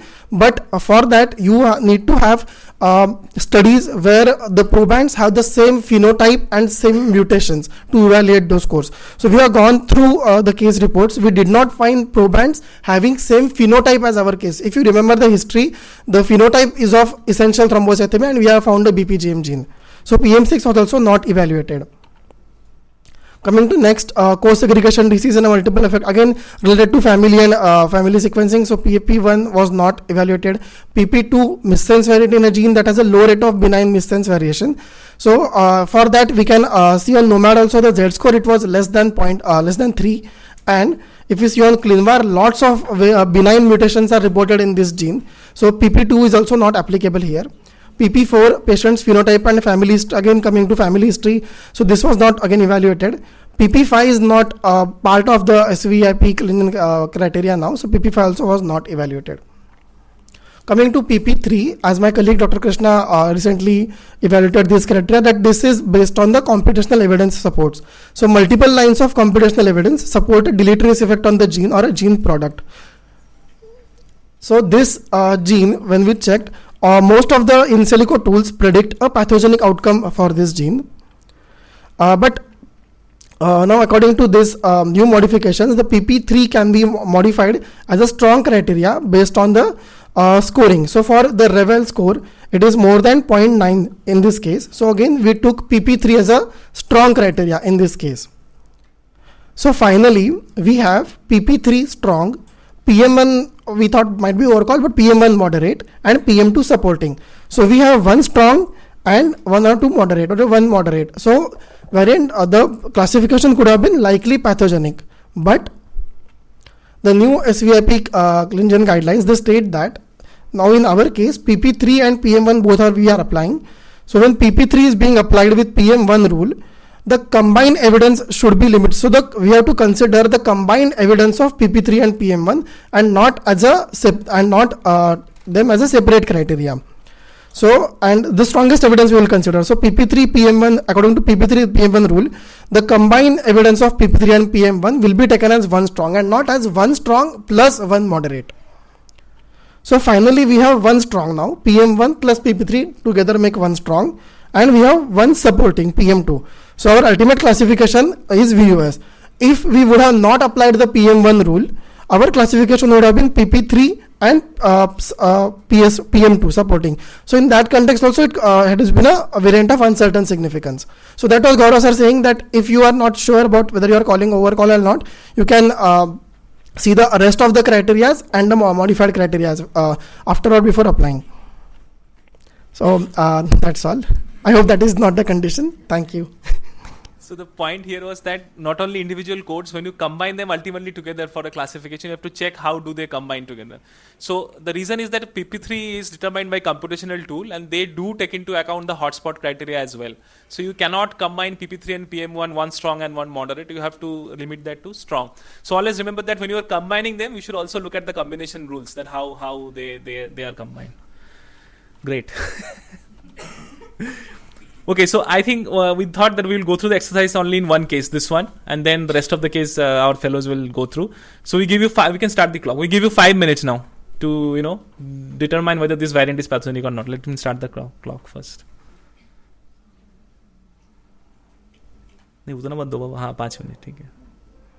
Yes. So this is the DDX1 variant. You can just put this NM thing in any of the aggregated database and then check whether all the calls are correct or not.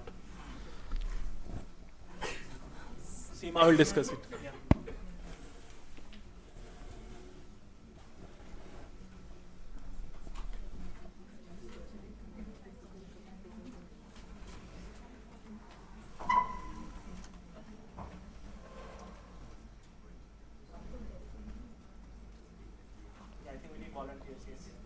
help them put them into any aggregator website.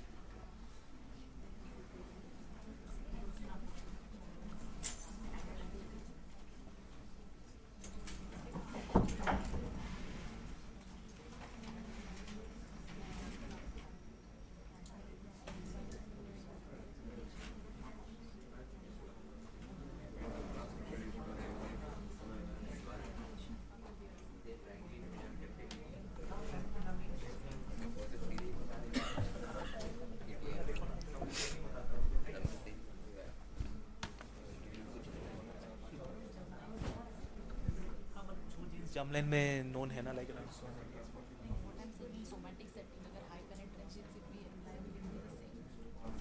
not somatic. So in hematolymphoid there are many genes which are known now that they cause germline inheritance and result in AML. Like one of these DDX41. So ऐसा अगर आता है with a close VAF to 40% something like that, then we do evaluate for ACMG. I think solid में थोड़ा सा different because you have to consider that tumor population. Track 1 bracket ये सब मिश्रित करना है.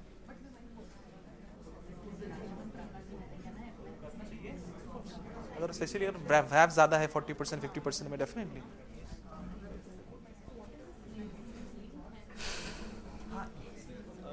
I will share it because we have aggregated websites as well. Lot of things we have discussed. We have put the videos in YouTube also. Otherwise I will share this. हम लोग proper edit करके भी भेजेंगे. Actually we are doing it live ना, so इसको cut होता है. Claim हुआ है क्या डालना है? नहीं डालना है टिपिकल. आ नहीं रहा है NMID से भी नहीं आ रहा है. तो स्लो है इसको लेके जाओ.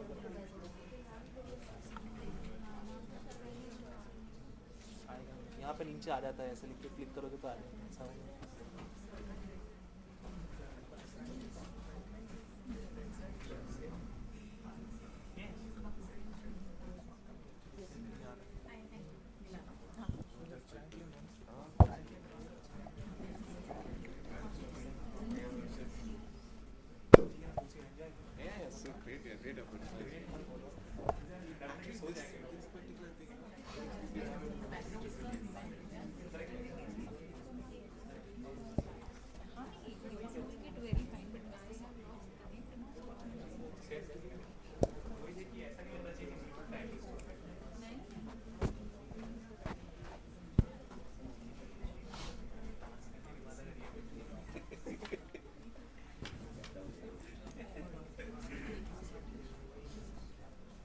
Wow, already 3.5 minutes gone already.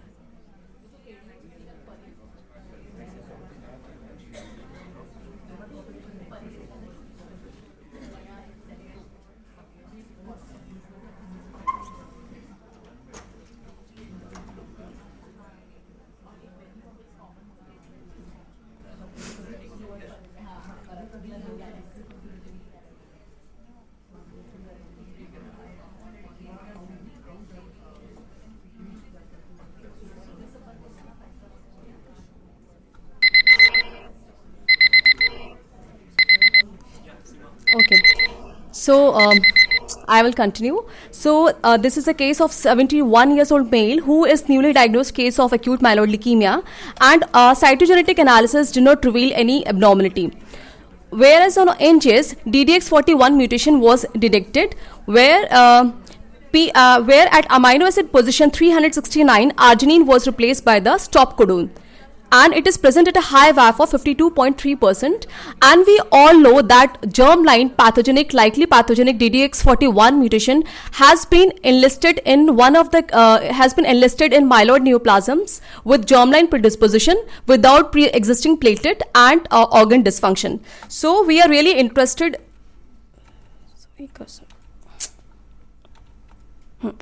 So we really want to know if this DDX41 mutation fits into ACMG pathogenic, likely pathogenic classification. In addition, we saw other two mutations, that is DDX41 and GNAS mutation. And this particular DDX41 mutation was present at a low VAF and at a hotspot mutation site, that is 525 amino acid site, which is frequently being reported in germline DDX41 mutation with DDX41 mutation with germline predisposition. So following the ACMG criteria, first for DDX41 gene, we need to know that whether the loss of function is a known mechanism of disease in this particular gene. In addition, we want to know whether this particular variant, that is arginine 369 termination, do cause loss of function in this particular case. So we will be following the so for this, to know whether the loss of function is a known mechanism in case of DDX41, we will follow the Tayon et al. Guidelines. So there's some.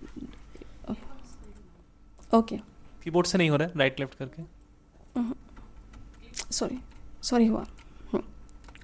So this is an algorithm which has been enlisted by Tayon et al., where we can establish if the loss of function is a known mechanism of disease. But this table is really laborious, and the simple version is that we can go through Klingen and look for the dosage sensitivity. So our fellows love to say Tayon et al. I think if you keep a count, I think we are at number 5 now. Okay. So what is actually dosage sensitivity? So when we evaluate a gene or a genomic region for dosage sensitivity, we are answering two questions. That is, when one copy of a gene or a genomic region is lost, so does it result in a consistent phenotype? So in this case, if this particular gene, that is DDX41, is haploinsufficient, will it result in a consistent phenotype of acute myeloid leukemia or not? Similarly, it includes when there is an extra copy of a gene or a genomic region, does it result in a consistent phenotype? But in this case, we are really concerned with haploinsufficiency. And according to the dosage curation for each gene and the genomic region, it receives a separate HI score, that is haploinsufficiency score, and the TS score, that is tuplo sensitivity score. And the score is given on a scale of 0 to 3. And the highest score, that is 3, it means that it has a sufficient evidence of dosage sensitivity associated with this particular phenotype. So in this case, it is AML. So on Klingen, it is showing that DDX41 has a dosage sensitivity of 3. That means it has a sufficient evidence for haploinsufficiency. Now, however, Klingen dosage sensitivity curation is not available for all the genes till this time period. So we can go to NOMAD database and look for the predicted constant matrix. So in this case, we will evaluate PLI and LOUF scores, which has already been discussed. I will not repeat it. So here we can see that LOUF score in this particular case is 0.74 and the cutoff is 0.6. Yes. 0.6 is the cutoff. However, we all know that this is a NOMAD database, is a biased database, and it includes predominantly the adult individuals. That is, the more than 70% of the individuals, they fall in the age group of 40 to 70%, and less than 10% individuals are of age less than 40 years. So, thus, acute myeloid leukemia associated with DDX41 germline predisposition we know that it is a late onset disease, and there is a higher probability that we are going to see increased observed SNVs in this particular scenario, because it is a adult onset disease. So if we calculate OE ratio, the O component will be higher. So in this case, PLI and OE, that means, will not always be accurate. If there is any doubt, you can ask. So in this case, it was simple because we have Klingen recommendation, no problem at all. But what she's trying to say is that these scores are all have their flaws, so we have to be a little careful while interpreting. Yes. So now we will look for whether this particular variant, that is arginine 369 termination, is actually causing loss of function or not. So first, since it is a nonsense mutation, I will be looking for whether it is predicted to undergo nonsense mediated decay or not.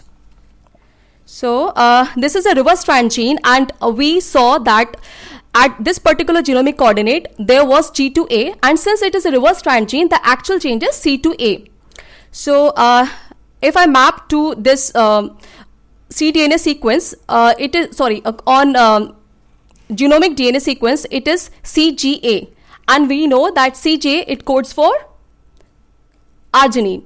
So the reference cDNA is CGA, and the variant is the variant cDNA is TGA. So the alteration is C to T, so it is TGA.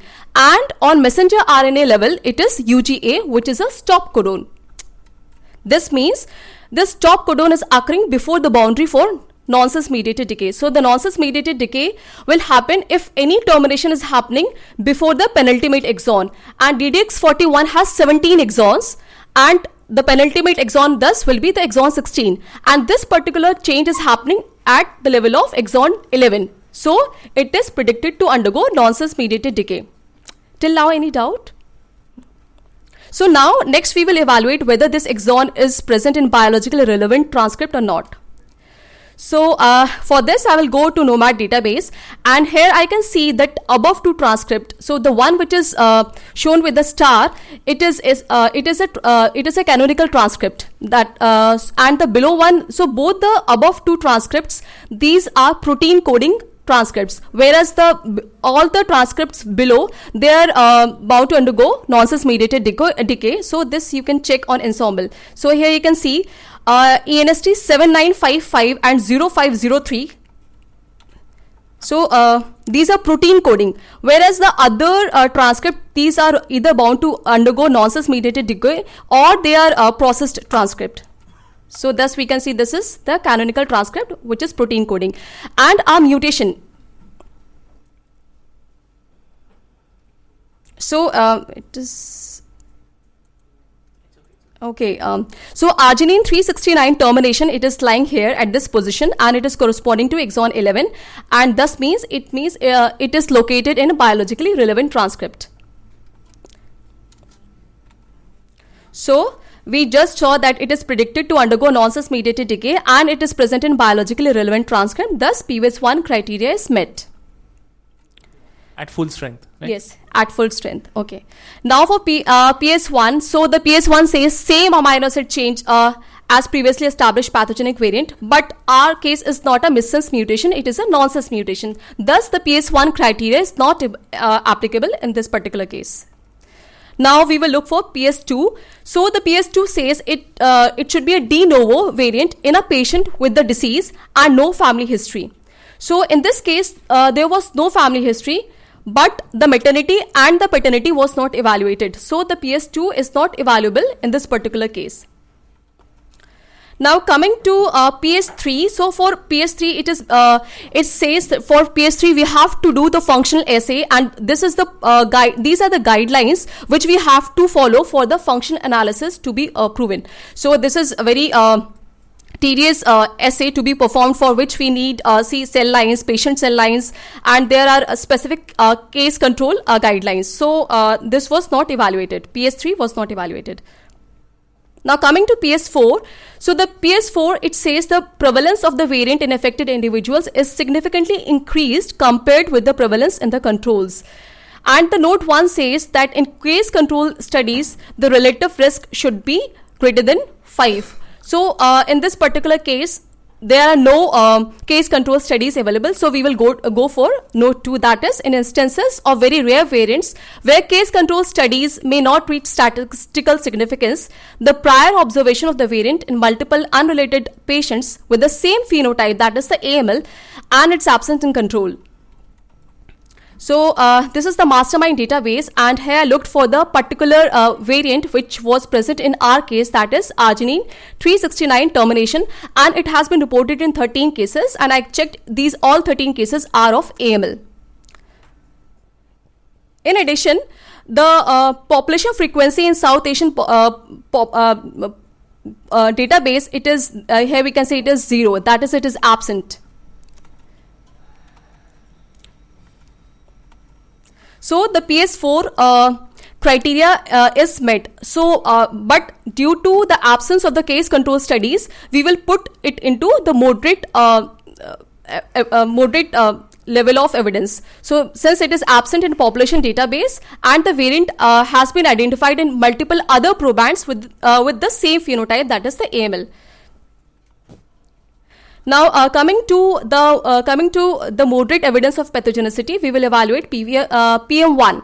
So, for PM1, it should be located in mutational hotspot and or critical and well-established functional domain. But PM1 is not applicable in this case, as this rules applies for missense and the frame shift variant, and our case is a nonsense variant.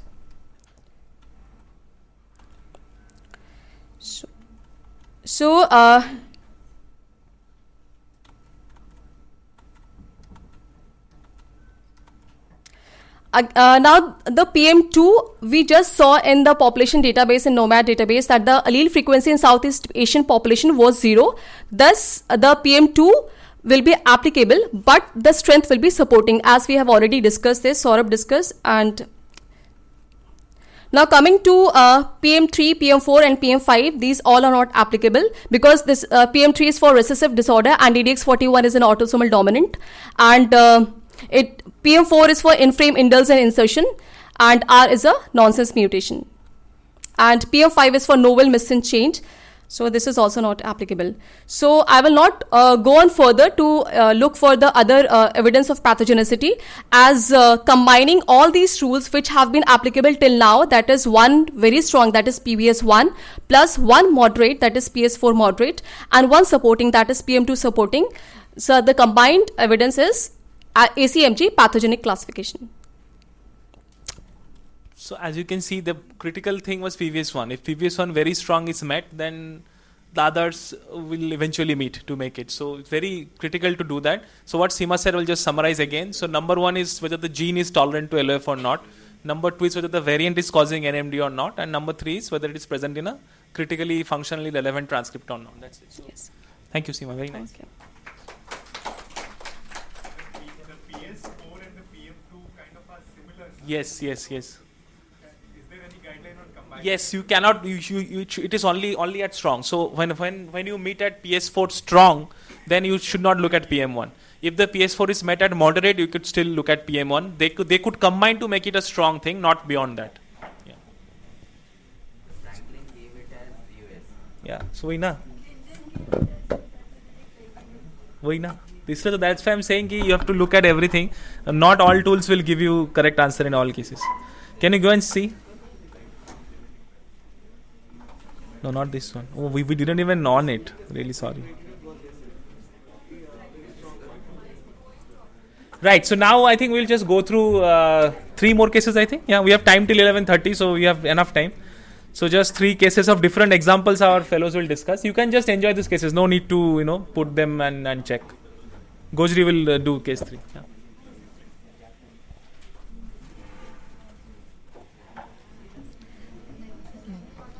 Okay, so now let's discuss the next case. This is a 62-year-old female who is a newly diagnosed case of AML.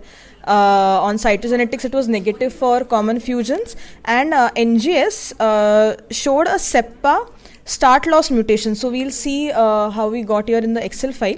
So this is the SEPA mutation where at the third coding DNA position, G was substituted by T, which led to a start loss basically. So this is not a canonical, in frame or frame shift deletion insertion indels that we get in SEPA. This is a rarer variant of SEPA that we have got, and along with that there was an NPM1. So actually classification was AML with NPM1, but this was a co-mutation that we got in the case. So there are a couple of things about the peculiarity of this case. One is that this is an NPM muted AML. It is canonical type A, no question whatsoever. So we have a SEPA in addition to that. It can happen, but the SEPA location, as Gojiri says, is not those BZIP, is not even TAD1. It's in a very weird codon 3 aisa kuch to hai na, number 1 codon. First codon First codon mein mutation. Start loss mutation. That's why it was a problem to assign pathogenicity to it. Yeah. So now let's go about how to apply the ACMG guidelines. This is just I've put the integrated genomic viewer picture to show that at this position C was substituted by T. So now let's go to the first criteria that is very strong. So whether we can apply PVS1 or not. Okay, so this is a null variant because it is present in the initiation codon. So yes, the first sub criteria is fulfilled. In a gene where loss of function is a known mechanism of disease. So in this case, we had trouble actually to prove loss of function is a known mechanism of disease, and that is because the dosage sensitivity was not fulfilling the criteria, the constraint matrix were not fulfilling the criteria. But when we were looking at the aggregator databases, we saw that all the data aggregator websites were applying PVS1. So, we were a bit confused about how to go about proving the loss of function in this particular variant. So, we went to this table that Seema had already mentioned in the PVS1 updates, that it's a little laborious, like we decided to take the scenic route basically. Almost 6 over the count. Yes. Yes, so in this table what it says that where loss of function disease mechanism can be applied as the criteria. Okay, so the first one is clinical validity classification of gene. Okay, so this we can get on the ClinGen website, whether what is the strength of the clinical validity classification of gene. Along with that, whether more loss of function variants have been described as pathogenic in this gene or not. So let's see. So this is the ClinGen website where we can see that the gene disease validity strength here is definitive. So it warrants that it should be strong or definitive. That is a no-brainer also. Yes. But the strength we could not assign because the very strong to strong strength required that 2 or more loss of function variants have been previously described, and null mouse model recapitulates disease phenotype. So it was a little difficult to prove. The moderate criteria maybe we can apply because clinical validity classification is at least moderate. We saw it as definitive, and either of the 2 criteria. So either 2 or more loss of function variants have been described or null mouse model. So if we look at Nomad, and if I just put loss of function variants, we can see that multiple loss of function variants have been described in this gene. So we can say that yes, we can go ahead with PVS1. Now let's go to the algorithm or the decision tree that PVS1 warrants. So here we are at the initiation codon. We have discussed the nonsense mutation till now. So at initiation codon, now you have to see whether there is a known alternative start codon in other transcripts, or if there is a different functional transcript seen in this gene.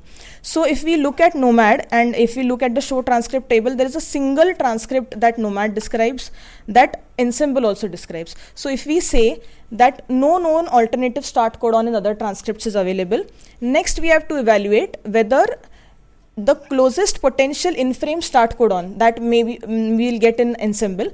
So if there are more than one pathogenic variants described upstream of that potential start codon, which is next coming, then we'll give the strength of PVS1 as moderate, and if no pathogenic variants have been described, then we'll give the strength of PVS1 as supporting. So in Ensemble, if we see, this is the original start codon where we had a mutation, and the closest possible start codon next is at this position, which if we count amino acid wise, it's coming at position number 15. So now let's see in other sites like ClinVar whether any other pathogenic variants have been described before this 15 amino acids. So we can see that the first pathogenic variant that has been described here is at 23rd position. So there are no pathogenic variants that have been described upstream of this closest potential in frame, and hence we'll give the strength of PVS1 here as supporting. So this is very critical. PVS1 is met but at supporting level. So it's downgraded quite a bit. Very strong to supporting. Okay, next let's look at the strong criteria. So PS1 is applicable for missense variants. So PS1, as we saw, is applicable to missense variants, which this is not. Next, PS2, where de novo in a patient with disease and no family history and paternity-maternity confirmation is not evaluable in this case. In PS3, in vitro in vivo functional studies for this particular variant, which is very rare, is again they are not present. So again PS3 is not evaluable. Now coming to PS4, the prevalence of the variant in affected individuals is significantly increased compared with the prevalence in controls. So if we look at NOMAD database, we can see that no such variant has been reported till now. So let's next come to the note 2 in PS4, that is in instances of very rare variants that we can see here, where case control studies may not reach a statistical significance. The prior observation of variant in multiple unrelated patients with same phenotype and its absence in control may be used as moderate level of evidence. So the strong we can downgrade to moderate in PS4. But for that we'll have to do an extensive literature search if this particular variant has been described before or not. So we actually, in fact, we only found another case where we found a start loss variant in SEPA. Along with that, this was a paper by Taub et al. Where there was another start loss variant described. So if PS4 moderate, we can downgrade this PS4 to moderate. I will say that it's a bit of an overcall again, because just 2 cases, even if it's a rare variant, like Seema described maybe 14 cases before, 2 cases so is we had to search through a literature of 4,700 AMLs to find only one. So that level of rare we are talking about, right? Yeah, so maybe if we have a gene specific guideline coming up for SEPA, maybe they'll describe how to go about this. So supporting only one criteria maybe. In moderate, none of the PM1, PM3, 4, 5, 6 were meeting, but PM2 absent from controls, again like we saw in NOMAD, it was not described, is meeting, and then as we already know it will be at a supporting strength. In the supporting criteria, none of the criteria were meeting here. Just for PP3, because it is computational, I would like to show that Revel is giving it as a benign supporting criteria. So if we look, we had a PVS1 at supporting strength, and again PM2 as supporting strength. So it was just 2 supporting, none of the pathogenic strong or very strong criteria have been meeting, and hence we will classify this variant as a uncertain significance, even if it is a SEPA variant.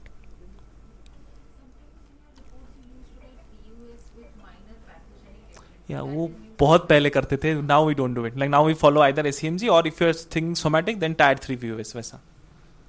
And then if we look at data aggregator websites like GeneBee or Franklin, we'll see that here this it is what given, we are referring to, that these guys can be wrong. So in this case, they are meeting PVS1, PM2 supporting is fine.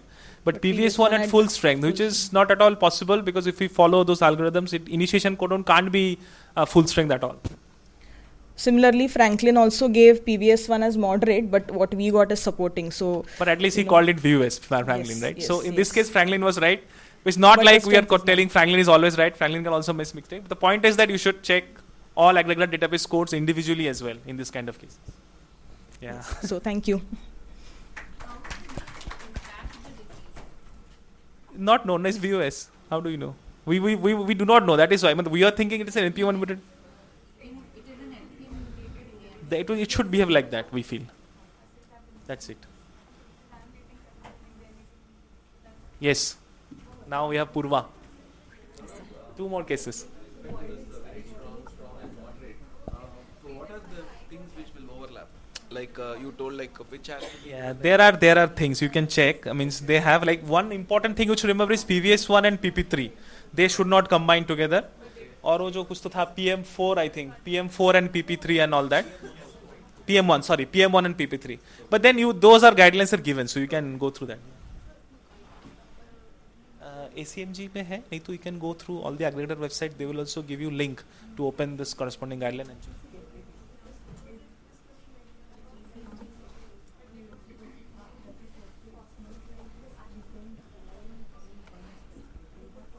We need volunteers with mic. Online people are not hearing anything. Yes. Okay, Poorva. So let's go to case 4. 22-year male, newly diagnosed case of BALL. Peripheral blood morphology showed 83% blast, which were MPO negative, and cytogenetics was negative for common fusions, and karyotyping showed diploidy. So we have SAMD9 gene mutation. So this is a relatively easy case, so everyone can take a breather. So in our somatic seq, Excel file, we got this mutation. So we can see here that in SAMD9, this is a three base pair deletion, that is in frame deletion. We like to really So like to we'll color our Excels, no? Yeah. So about SAMD9 mutation, it's a sterile alpha motif domain containing 9 gene, and mutations enhance the growth inhibitory effect of file type protein. So it's a gain of function mutation. For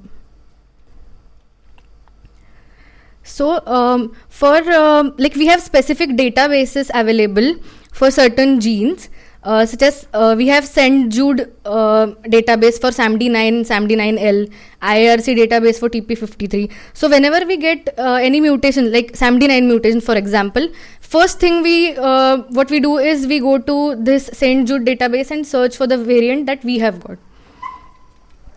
So in this case, variant in our case was 3637 Dylan. So it is not described in the database. And I'll go through the case fast because we have already discussed 3 cases in detail. So as our case is not a null variant, so PVS1 is not applicable.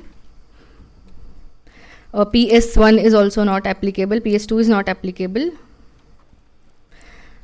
In PS4 we checked mastermind phenomenon, so our variant is not reported. We checked the population frequencies in Franklin, it is not applicable, and in Nomad also we did not find the variant, so PS4 is also not applicable. In moderate criteria, PM3 and PM5 are not applicable. Let's go to PM1. So this is a ClinVar image.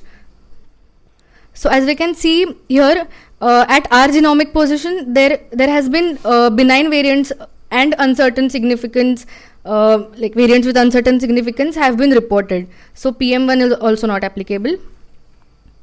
PM2, so our variant has extremely low frequency in Nomad population databases, so PM2 is supporting in our case. PM4, so we have 3 base pair deletion, that is in frame deletion, so PM4 is moderate in our case, and PM6 could not be evaluated. In supporting criteria, PP1, 2, 4, 5 are not applicable. Let's check for PP3. So basically computation tools, as we have seen earlier, like Revil, Bayes, alpha missense, they mainly show missense and nonsense splice site variants. So our variant is in frame deletion, it is not applicable. So in total, basically 1 moderate, that is PM4 moderate, and 1 supporting, that is PM2 supporting. So any of the above criteria are not met for pathogenic, likely pathogenic, benign, likely benign. So in our case, it's a variant of uncertain significance. Thank you, Poorva. So I think the most critical thing that she wanted to say is that those that SAMD9 database. So for those rare genes, people are maintaining databases. So for SAMD9 especially, I will be very hesitant to call anything pathogenic which has not been reported in that database. So it is. But the point is that you make use of everything that you can. So if something is available, please make use of. Yes, sir. Thank you, sir.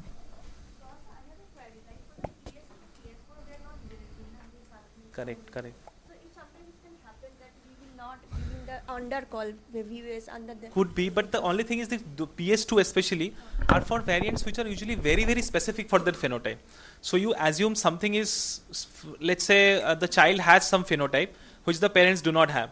So you automatically assuming de novo, because if this variant was present, the parent definitely would have showed the phenotype. So usually not applicable for hematological diseases, I will say. It's more for those kind of thing where, this gene is so associated with this particular phenotype that if it is not there in parent, you assume that it must have been de novo. So I think PS2 is very less applicable in our cases. Again, Narasimha is again standing between us and T. But still there is time, sir. So 15 minutes is there. So good morning. So I will be discussing a case on splice site variant mainly. So this is a 19-year-old male. So basically they were suspecting in this immunodeficiency disorder. So in this, we had reports of both mother and father. Both mother and father had the same mutation at a VAF of around 50%, and here also you can see the VAF is 96%. And also we will see whether this gene falls under any of the likely pathogenic or pathogenic variant which we have discussed till now. So this is something which is outside our comfort zone, right? Yes. We do not usually deal with benign variation, where that causes immunodeficiency. So this was where we were also not sure what to do. If it's an AML, we can still go ahead with our standard things. So this was the challenge for us. Yes. And also this is a rare gene which is described in immunodeficiency, not commonly described in most of the databases. So when we applied all the criteria, so we'll go one by one. So basically this is the summary. It's a STK4 gene, and this is the genomic coordinate where G is replaced by T. And then we can see here the ref count is only 2, but all count is 48. So the VAF is nearly 100%. So it's a homozygous mutation, and it is a splice acceptor variant. So many variant callers have also called this. And when we see ensemble, the mutation has occurred here. The G has been replaced by T. So the splice acceptor site is lost now. This is happening at the intron 7 and 8. So it's between 7 and 8. In the latest guidelines, they have mentioned the nomenclature how to use for splice site. So when we have an exon, and then the first 2 nucleotides of the introns are called as splice donor, and then the last 2 nucleotides of the intron are called as splice acceptor site. And then from -20 to +1 are all minimal acceptor splice region, and then -3 to +6 are called as minimal splice donor region. And then when we see about the STK4, and we have seen some articles where they have mentioned premature termination mutation, that is loss of function mutation, has been associated with primary immunodeficiency syndrome. So we will go ahead of each hurdle and see whether it falls under particular criteria. So first we will start with PVS1. So here it is a null variant, which is, and we have a splice site mutation, and where the loss of function is a known mechanism of disease. So we have seen some articles where they have mentioned the loss of function is a known mechanism of disease for immunodeficiency, and here we have a canonical splice site mutation. So this PVS1 will apply, and when we see the nomad, it is occurring at the exon 8. So exon 8 is a conserved exon across all transcripts, but when we see the constraint matrix, it is not looking like it is an important exon. So here this 1, 2, 3, 4, 5. So the 4 and 5 exons are somewhat important, whereas the rest of the exons are not really important for the function. If you want to look at it more objectively, so again when we see the gene disease validity in CleanGen website, it is giving a definitive classification, and so basically we will have to apply PVS1. So here the criteria for loss of disease mechanism, this will fulfill the criteria for loss of disease mechanism. And when we see the nomad database, again the PLOF is borderline, it's 0.5, but however our patient has a homozygous variant, so anyway both the genes are lost. So this may not really help us in much in this, but anyway we have to take it as a homozygous variant because of the VAF here. And then when we see STK4, it has 487 amino acids and 11 exons. Ours is happening at this junction, so it is between exon 7 and 8. So the possibilities can be that there can be the skipping of the whole exon 8, or there can be nonsense mediated decay, or there can be an alternate splice site. So we'll go one by one. So this is the recommendation for loss of function PVS1, and this is especially for the splice site. This has been given in your handout also. So when we see that the mutation has occurred here, and then there is a new splice site acceptor also in the exon 8. So there is a AG here. Possibly this could be our new splice site acceptor. So we have to see whether this actually is a splice site acceptor or not. So for that we have certain tools like Splice AI. This use computational methods to say whether the new splice site is having a good confidence to call whether the splicing will happen there. So for example, here when we see the splice acceptor gain here, the score is 0.97, and it is showing that at 15 base pair down the actual splice site, there is a new splice site with a 0.97 score. So which means that it is giving you the higher confidence that there can be a new acceptor gain, which is 15 base pair down the actual site of mutation. So in this case, Narasimha showed you manually initially that where the next splice site could be, but you could just go to splice here. It will tell you that what is the most probable location of the next splicing site. But we should know whether this is actually a Yes, new then splice you site or should come not. and verify. Yeah. Yes. So that is why we are using these computational tools. And then there is another computational tool called Max ENT scan. And again, when we see here for the original splice site, it is giving a score of 9.87. But for the new splice site, it is given only 4.49. So this score is not very confident. So both are giving contradictory results. So we may not be able to clearly tell whether the new splice site will be a functional splice site or not. So for this, when we'll go ahead with applying further criteria. So we have a splice site mutation, and here this exon skipping or use of cryptic splice site is not predicted to undergo NMD. So we will not go into this. We will go into either of these two. So whenever we go into this too, the final result comes to as PVS1 moderate only, because it removes only 10% of the protein. Because even if the exon 8 is skipped, the number of proteins which are coded in exon 8 are less than 10% of the whole proteins which is seen in STK4. So either way we come to PVS1 moderate. The reason why we have skipped this part is like truncated or altered region is critical to protein function. This cannot apply for here, because when we see simple CleanVar website, it is showing that there are some benign variants also described in the particular mutational area. So which means that this may not be functionally important domain. Then we will apply for PS1 to 4, and then PS1 is not applicable in ours, and then PS2 is also not applicable because we have the history of both mother and father's mutation, both of them are having. PS3 is not applicable because this is a rare variant in which we don't have much of functional studies to prove that it is a cause of disease. And again, PS4 is also not applicable in our case. Coming to PM1 to PM6, it is not located in the mutational hotspot. We had already seen in the simple CleanVar picture. We will have to apply PM2. We will see how we have to apply PM2 because this is absent in the controls and it is a very low frequency in the population-based database.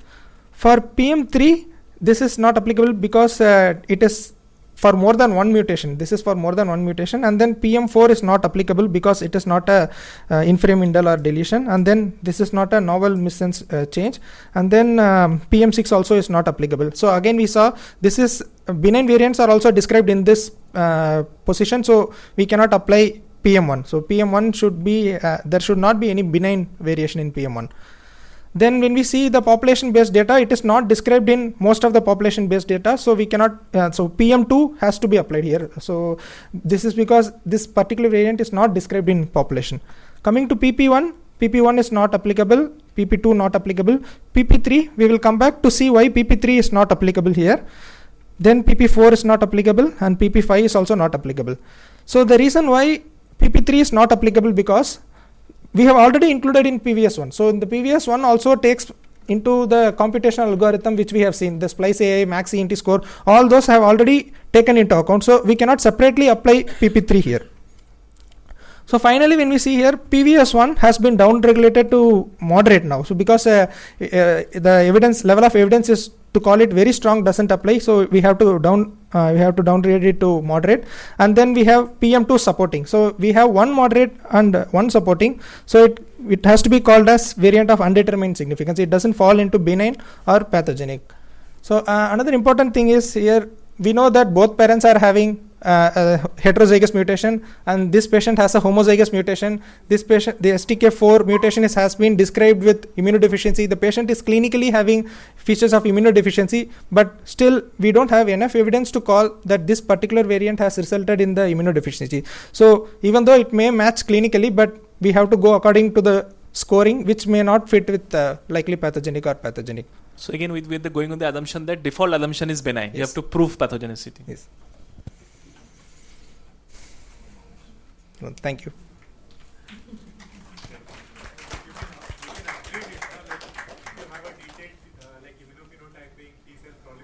Correct. But the only thing is, sir, what I feel in immunodeficiency system, like this gene is not completely specific to a particular phenotype.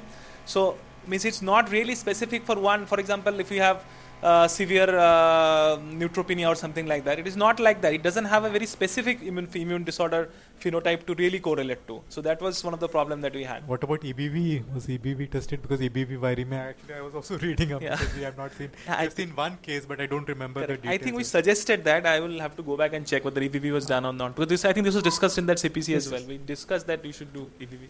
And also probably T cell proliferation. मतलब वो कम होगा तो भी. Thank you. Thank you. Thank you. So I think I will consider the fact that all of you seem to be awake as a success after this workshop. So I think we break for tea now, and after that we have like a ensemble case presentation from various faculties. So it will be fun. Yeah. Thank you so much. Thank you. We have survived the variant depression session.